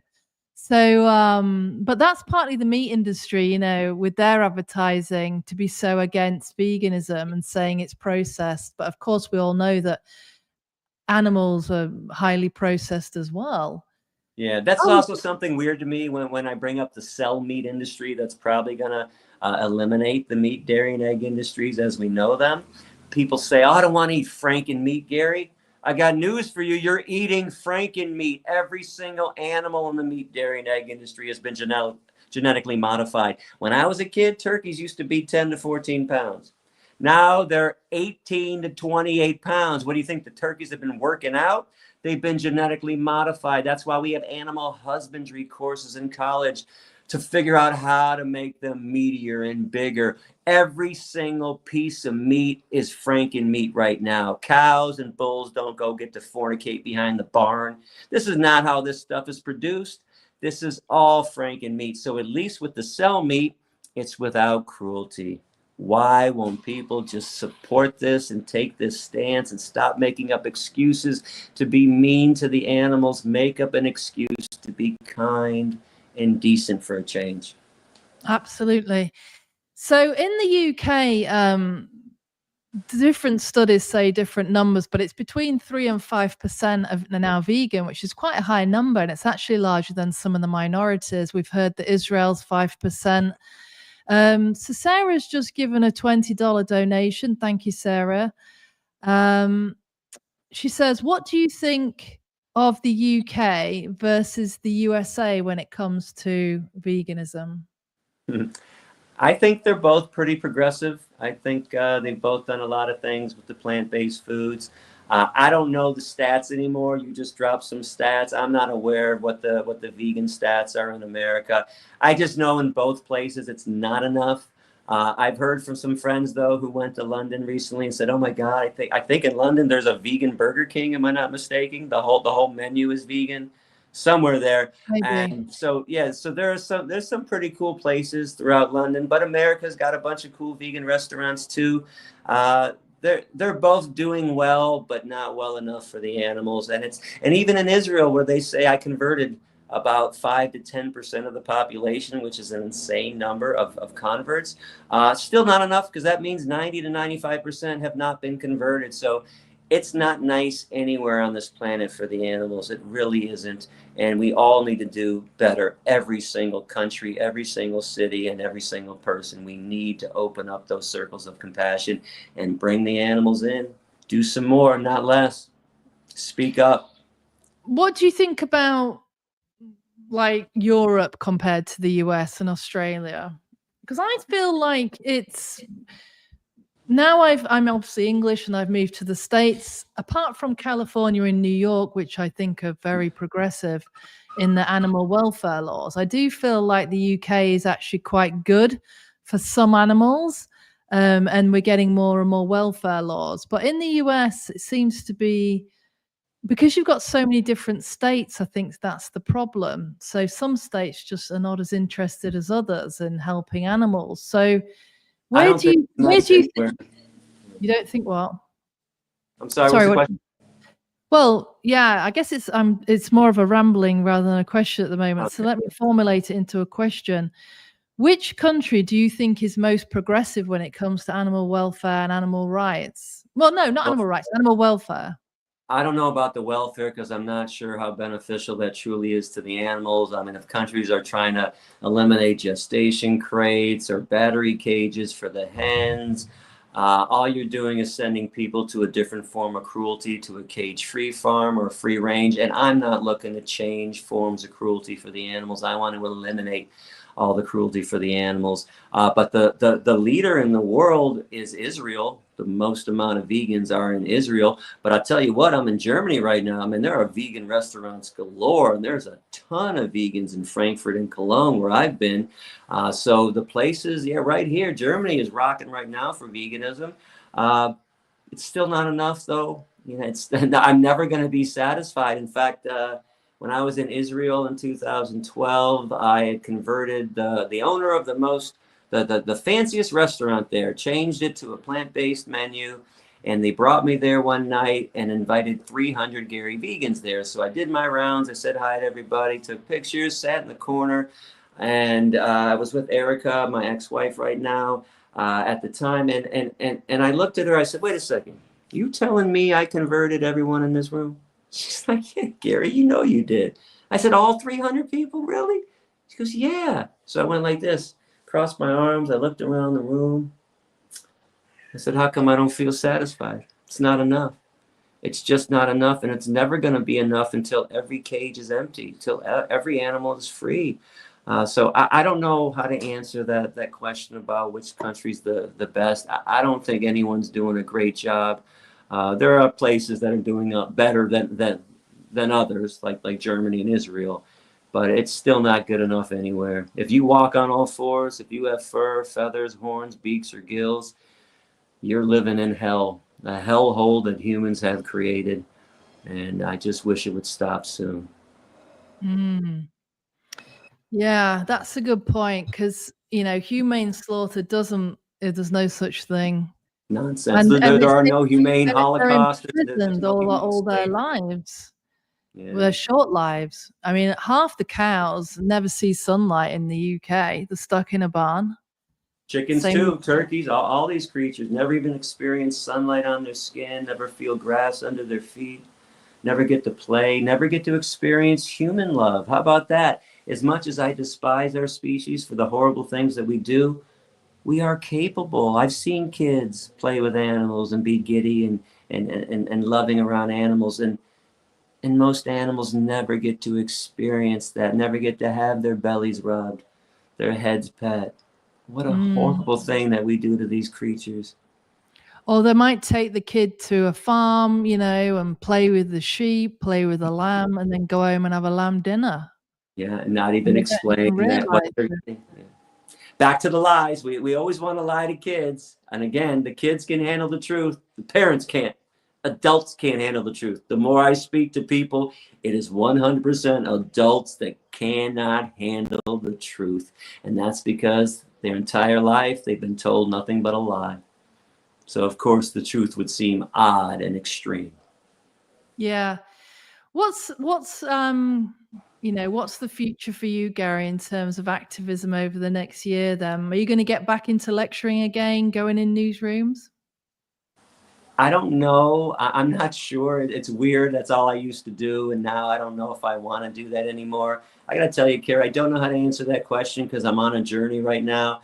I was stressed out beyond belief. I took a break for 10 years. Something called me out. I'm awakened again.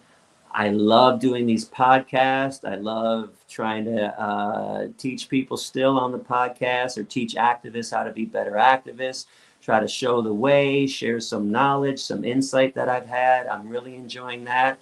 I'll even tell you, on the street with AV here in Cologne, I feel out of place. I'm so ancient. I haven't been on the street since 2000. It's been 25 years. I feel a little awkward on the streets. And these soldiers, these warriors are so good. They approach people so calmly and tell them what they need to hear. I'm enjoying all these classroom presentations. I'm all these podcasts. I'm thinking of actually doing the social media realm, which is something I never really got into. This might be my new thing. I'm hopefully going to be hiring a community manager, somebody from Spain who has wonderful talent to help me expound the message and put the message out there. And hopefully she's going to be doing Spanish versions of everything that I record. So we're going to hit the Spanish world. I'm trying to secure some funding so I can hire her. And she's also a great activist who's trying to end the horse carriage abuse. Her name is Carmen from Spain. She's a fabulous activist, and I'm hoping to team up with her. She works out just like me. We're going to do some weight training videos too, and some talk about diet and how to feel your best and look your best. So I think it's the social media world that I'm going to be trying to conquer over the next few months. Especially something like TikTok as well, where you can monetize it, because you can earn money for animals, you can obviously pay the bills. I want people to know I never once made money off my name, image, or likeness. That was never my goal. I just wanted to teach people. Sometimes, right now, I wish I did, because I would love to be able to help Sasha Farm out of the hole that they're in now. I wish I did. I even have an idea that might take off. I always wanted to do a brand of tofu and call it Gary Tofu. I hooked up with a company. They might be putting it together. And if we sell it in Germany, Israel, and France, places where I'm really big, I think we can make a lot of money. I want to donate most of that money to Sasha Farm too. So I don't know. I'm on this crazy journey, Kerry, and I'm just going to let the universe take me where it takes me. So who knows? Stay tuned, though. Stay tuned. Well, no, what I mean is that when you're a full-time content creator, it's like YouTube paying you, it's TikTok paying you. The more hits you get. That would be good too. And then that's good, because that keeps you full-time in this, rather than it just being a sideline after doing a day job. Because then you can. I'm going to look into that too. I honestly hope that works. Now, I never made money off my speech that's gone viral because I used a copyrighted song for the Slaughterhouse video, a song from Queen. So maybe I would have been making money that way, but maybe we will do what you're saying in the future, and I'm going to be able to monetize things that I do, and just so I can help Sasha. And yeah, listen, I'm getting older too. I kind of want to be comfortable too in my old age. Well, it's just to make it more of a full-time job. So we've got another donation coming. Now, if anybody else wants to ask a question, you can do, even $1 on PayPal to ask your question. That would still be helping animals. She says, Anna says, I feel angry when I see so many dogs with pronged dog collars in the US. What would you do, Gary, if you saw somebody that their dog had a pronged dog collar? Approach them, tell them, explain to them. Maybe they're unaware. Most people are. Say, listen, there's a better idea than using that collar. Did you ever think that that's digging into them and it doesn't feel good? And again, it's kind of like the bit. Why are you trying to control somebody with pain? Talk to them, teach them. Be gentle, be kind. And that's something everybody can do. Remember, it's not just always Gary, you got to go do this. I wish I could save the world. I can't. I'm only one person. So everybody else, please do your part. You have to speak up too. And just so you know, I get scared sometimes too. I was nervous before lectures, but I knew that if I didn't go out there and say what needed to be said, animals would suffer. So you got to get over the fear, the shyness, and everything else. And you have to start speaking up on behalf of the animals. Don't be afraid to. Or if you are afraid, use that fear and make it work. And you know what? Anger. She mentioned she was angry. Anger is also a good tool. Yeah, I'm angry. Use that anger, channel it to do something positive. I'm not talking cussing somebody out, screaming and yelling. Use the anger, channel it, make it work for you, and say, you know what? I'm so upset. I'm going to do something. I'm going to go set up a lecture. I'm going to go talk to my coworkers. I'm going to set something up at my church, my synagogue, my mosque. I'm going to go out there and do what I can do because I'm angry, and you should be angry at all the abuse going on. Just do something with the anger. Don't just sit there and be angry. That's not activism. It's funny actually, because the other day because it's been banned in the UK, these prong dog collars. Sorry, I'm just trying to log into PayPal because somebody else has just sent some money and it logged me out, and they've got a question. Belle, could you IL Jacobs? Could you because I don't think I can log in. Could you just put the question in the chat or somehow get the question to me while I figure out how I can log back in again? Yeah, I spoke to somebody the other day they had a prong dog collar, and it's been banned in England roughly 1.5 years ago. And I went, oh, did you know that those prong dog collars have been banned in England? And she went, you know, I knew there was something weird about this prong dog collar. I just had a feeling about it that it wasn't right. And now you're saying that, it's making me realize even more that there's something not right with it. And actually, she was really receptive, and I told her all the things that was wrong with it, that I'd learned myself. And you know, she showed us some photos, and she was horrified. And I think she's gonna stop using it. But it is, you know, I did say that to somebody else, but I didn't do it in that manner, and they were very hostile towards me, because I did it in a rush way, walking past them, and I said something. And then they started defending it. So it's so important the way you approach it. But keep in mind, I disagree a little. I don't think it really matters how we approach somebody. It always falls on the listener. It's whether they want to hear what you have to say. Because there were days I was as harsh as early Malcolm X or as kind as Gandhi. And sometimes the crowds didn't respond the way you thought they would respond. They didn't want to hear the message sometimes, which is why they lashed out at me at times. But for the most part, what you said is true.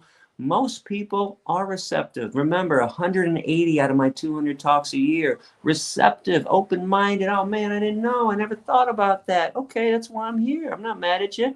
I want to inform you. Learn. Do something with this information, though. Change your life. Do whatever you can to make your life better for the animals' lives. So speak up, speak out, but don't be discouraged that if somebody lashes out at you, that's them. That's on them. I had a class once, University of Central Florida. Student raised his hand. He said, hey, man, you're all arrogant up there, condemning everybody. Nobody likes you. I said, that's funny because I got a different take on the room. Why don't we do a vote? So I said, who feels like this kid? And I counted 7 people. And then I counted, there's 33 other people. There's 40 people in this room. There's 33 people that don't feel the way you felt. Maybe the problem isn't me. Maybe the problem is you. Maybe you came in this room with preconceived notions, didn't want to hear what I had to say. You had a closed mind today. Because how could I give the same speech and 33 people loved it and 7 people hated it? It can't be me. So I won't take the blame anymore. Oh, Gary, that was too harsh. Or maybe you shouldn't have said Holocaust or slavery. If you're willing to listen and willing to, hear the message, you'll make sense of it. Even if you don't like certain parts, you'll still be like, man, this guy's still right. I didn't like that one section, but he is absolutely right about how we mistreat animals. Yeah, sorry, I was just trying to get in my PayPal again. So I've got some more questions come through. I don't really know how to say this. Is it Ian? Ian? IOAN? Bogdan Pakura. He has donated £5, which is roughly $6.70.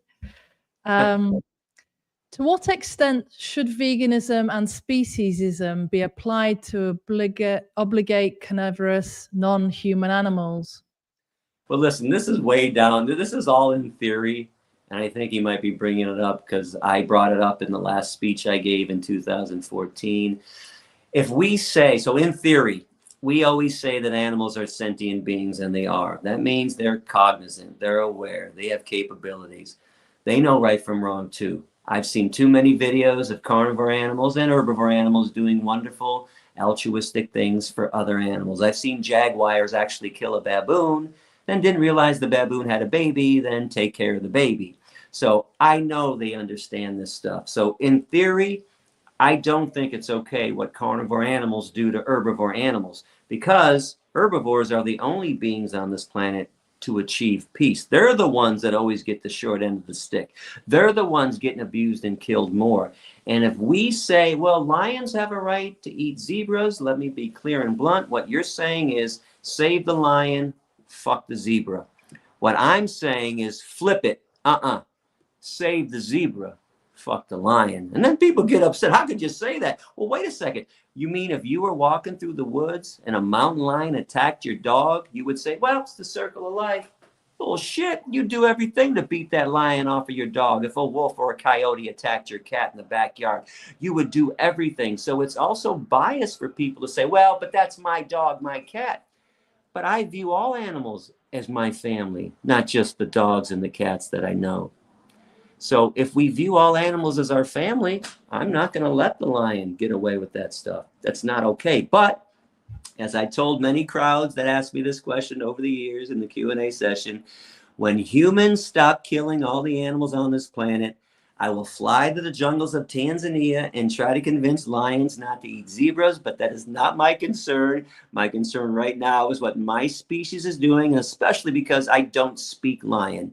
I'm too stupid to be able to speak lion. We all are, even though lions and all animals have languages, but we're too stupid to speak those languages.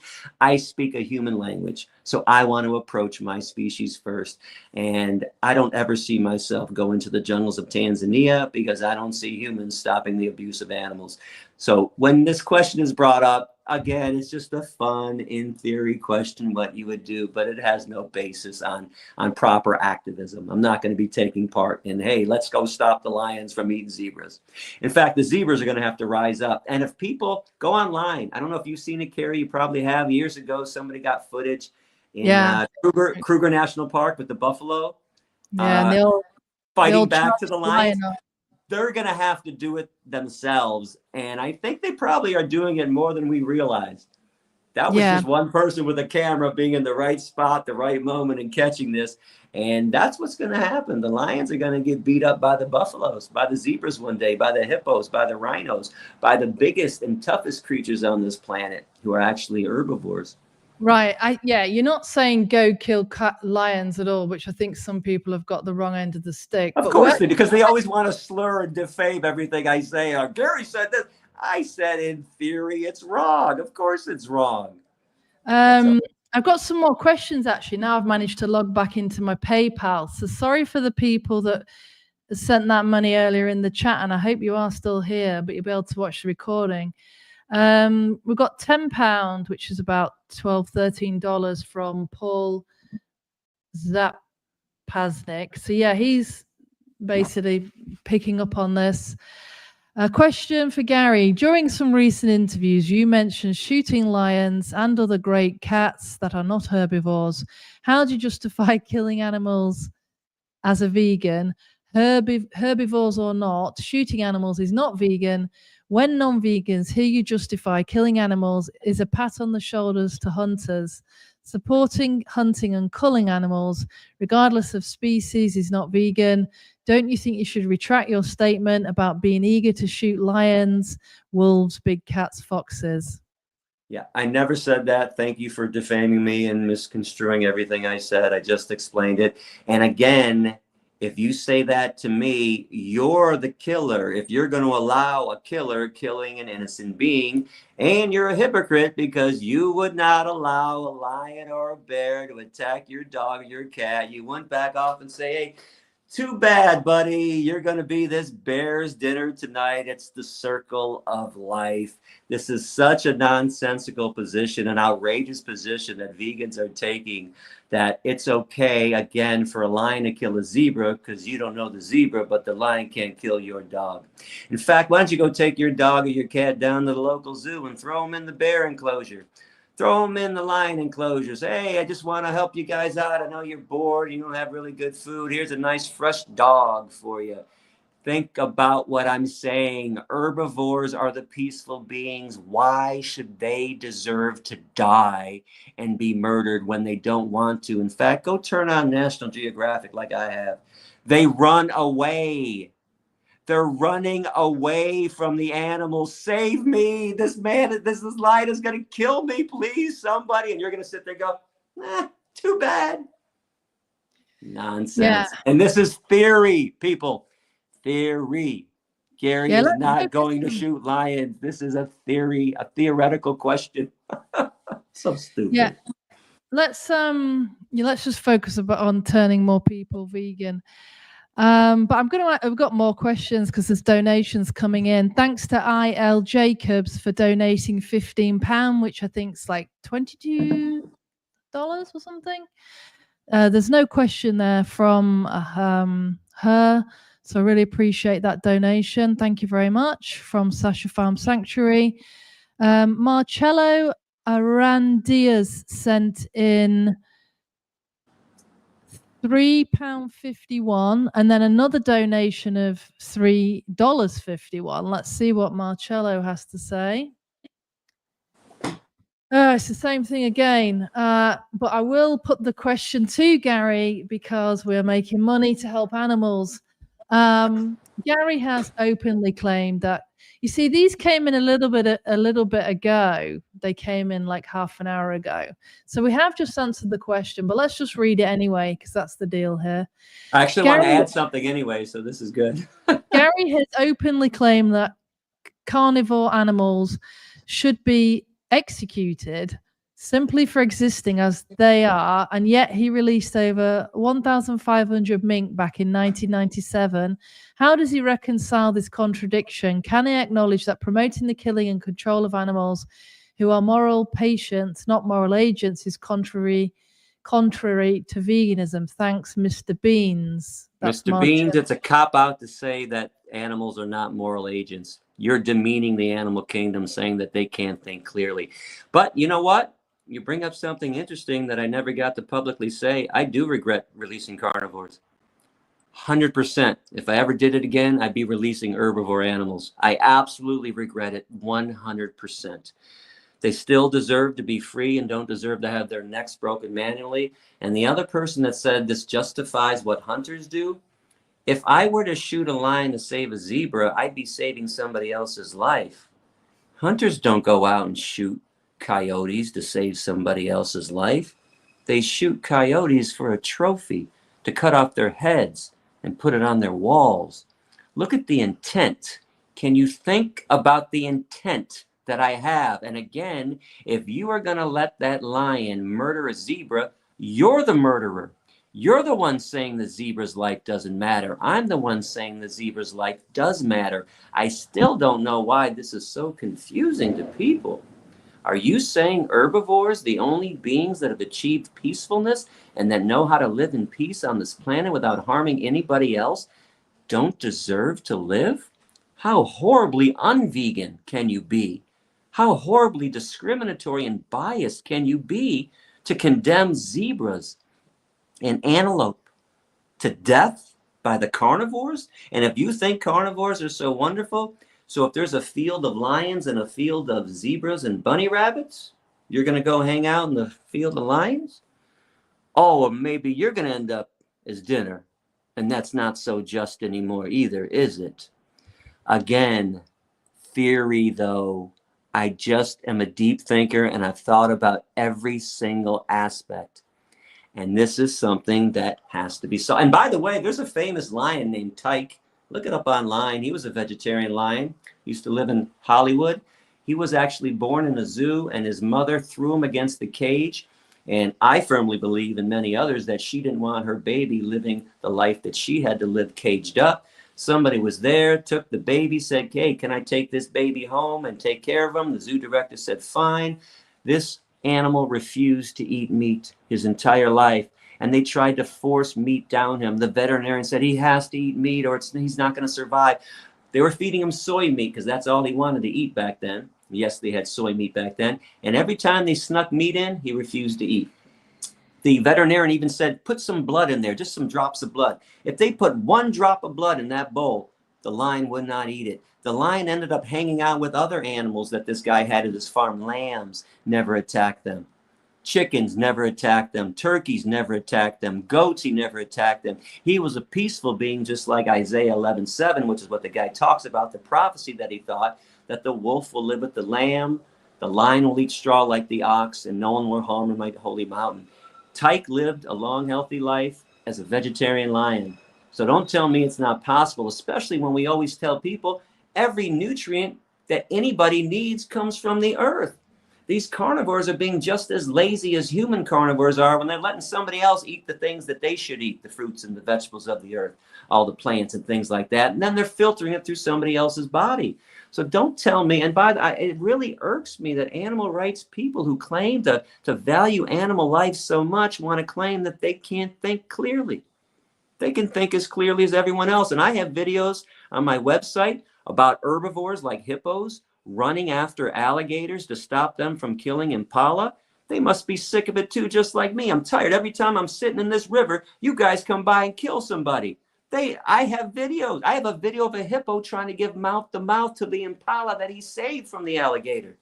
Don't tell me animals can't think clearly and do noble things. And you've seen it too. We've all seen these videos. Dog saving another dog, pulling him out of the street. He's been hit by a car. Bear is reaching into a pool and helping a bird get out of the pool water. This happens all the time. These aren't odd, bizarre acts. These are rational, cognizant acts that these animals are committing, being kind. I have a video of a bull that went up to a turtle that was turned over and he used his horn and flipped him back over. You think it was an accident? Or he said, hey man, this guy's suffering. If he doesn't get turned over, he's going to die.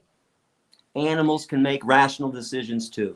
But again, I'm only concerned with human beings. Stop acting like Gary is going to go get a gun and go clear out the jungles of Tanzania just for the herbivores. Gary is going to convert human carnivores into vegans. And guess what? Unfortunately, I'll never succeed in my lifetime. So whatever you think I'm going to do to the lions is never going to happen, because I'm never going to be done with human beings. Yeah, I think we need to focus back on, let's focus on what we can do. And that's writing letters to private members clubs, to restaurants. It's things like that that's going to make the difference, rather than kind of spreading this news online that you're, going to be killing lions. It's a waste of time. It's a waste of time. But I'm always amazed that people want to sit and critique and not do something active, but critique the guy that for 29 years has been out there converting hundreds of thousands of people to be kind to animals, but you still want to defame me because you didn't like something I said. And for the record, this whole cancel culture, I am so sick of it. But guess what? It's okay to disagree with me on my position on lions. I don't care, honestly. It doesn't mean you have to get rid of me and defame me and make slurs about me and say horrible things. Just say, you know what, Gary is such a great activist for veganism, man. He's got some other things that are a little weird, but man, I will still promote this guy. But I can't. It's like everybody has to find somebody. Anyway. It's like hate comes with kind of success of something. I know, anyway. but it's also our society where we think we have to agree 100% of the time, or we can't be friends anymore. You should never agree with anybody 100% of the time. Don't tell me you do. Not your partner, not your husband, your wife, not your kids. Nobody you should ever agree with, because if you're telling me that you do, you're a liar or you're being lied to. You're always going to have disagreements. You know how many issues there are on this planet? Pro-choice, pro-life, pro-gun, anti-gun. pro-capital punishment, anti-capital punishment. Are you telling me we're going to come down the whole line and agree on every single issue? You got to be crazy. As long as we agree on the most important issue, that animals don't deserve to be turned into food, clothing, and research specimens and entertainment for the human species, the most despicable species to ever disgrace this planet. Yeah, and what's his name? Sir David Attenborough says something similar, doesn't he? He calls humans a plague on the planet. He's now telling people that they should be eating plant-based food. Let me just ask, I've got another question. This one's quite a good question, and it is a slight detour. So, Marcello Arandia, she says, Gary, Paul Bashir called out the term Carnism as helpful to the movement during your own AV workshop. That's anonymous for the voiceless workshop. Gary, where do you stand with clarity about veganism or adding to the confusion? Does that make sense, that question? Not really, but I think I know what she might be saying. Paul Bashir is saying that the term Carnism is harming to the movement. I never got Paul's full position on this. He kind of mentioned it, but I didn't catch it myself. This is all semantics anyways. Who cares about terms? Nothing's confusing about being kind to animals. There's veganism and there's not veganism. I think Paul was saying that Carnism did bring into account vivisection, how we need to be opposed to that, and circuses, rodeos, and zoos. So that was Paul's complaint, now that I think back on it. And yeah, Carnism would just focus on the meat, dairy, and egg industries. Now, as far as I'm concerned, though, personally, 98% of all animals on this planet are abused and killed, raped, have their babies stolen by the meat, dairy, and egg industry. So I'm most concerned about that first and foremost. And to me, if we got everybody to be vegan anyways, I think those other industries would just fall by the wayside. So I don't know, but it's just a game of semantics. There's no need to get caught up in it and spend your time debating what term to use. And this is also something that I've mocked over the years, debating. Can we have debates about the discussion and the discussions about the debates that Gary had? And let's debate the discussion that Gary had and the discussion about the debate. Stop with the debates and the discussions and do something. In my day, I was a man of action. I was a one-man army. The word activist, the root word is active. Become active. And this is why when I stopped lecturing at the end of 2014, I stopped saying I was an animal rights activist. I was still doing things. I was helping caterpillars become butterflies, saving caterpillars from predators, by the way.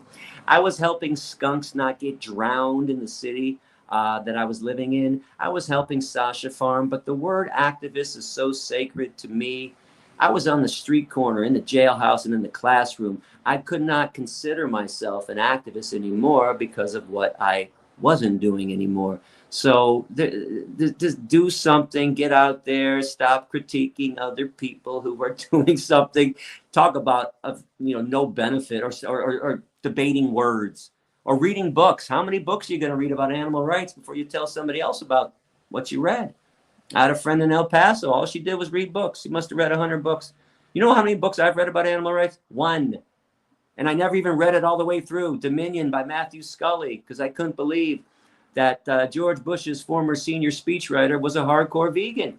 Skimmed through the book, thought it was a great book. But I just need information. There's no need to read 100 books. And I questioned her, when are you going to go tell somebody else? She got mad at me. Unbelievable. Because she thought that was being active. Well, I'm reading all the books that are out there. That doesn't help. That doesn't help the animals.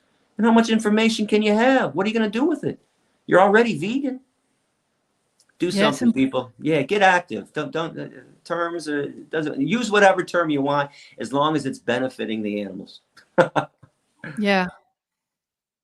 That's great, Gary. I really appreciate you coming on today and talking to me. And you've given your time, and we've raised some money for Sasha Farm Sanctuary. So thank you very much. Thank you. That seems to be all the questions from people. Do you have anything else that you'd like to add before you go, or should we wrap it up there? Let's wrap it up. My phone is actually just about out of juice. Perfect timing. But Sasha Farm Animal Sanctuary, please continue to donate. Do what you can. The former owner is making us purchase the 50 acres of property that it's on, which is why we're in dire straits. Otherwise, we'd be fine. We always bring in $250,000 a year, which is what we need to take care of the animals. We need to raise $675,000 now to pay for the 50 acres of land. It's a fair market price. We've asked our real estate agent. So that's why we need the money. So shout out to Shara Jones and the animal care team at Sasha Farm, doing a great job, all the volunteers there. And please do what you can, become vegan. If you're listening and you're not vegan, go watch my speech, the Georgia Tech speech, best speech you'll ever hear. Watch it with an open mind. I guarantee you will change your life and change the lives of the animals that you're abusing and exploiting right now. Peace. Peace. That's how you do it, Americans, this way. Yeah, thanks everyone for joining. If you could subscribe to my channel, that would actually be easier, so that I can get more followers, and then I can take donations directly rather than via PayPal. And I can take your questions much easier. Thanks so much, Gary. Really appreciate it. Really inspiring. And yeah, really good to hear from you and to find out what you're doing to help animals. We all just need to stick at it and keep going and never give up. Thanks so much, Gary. Really appreciate it. All right, much love, much love. Goodbye. Bye-bye.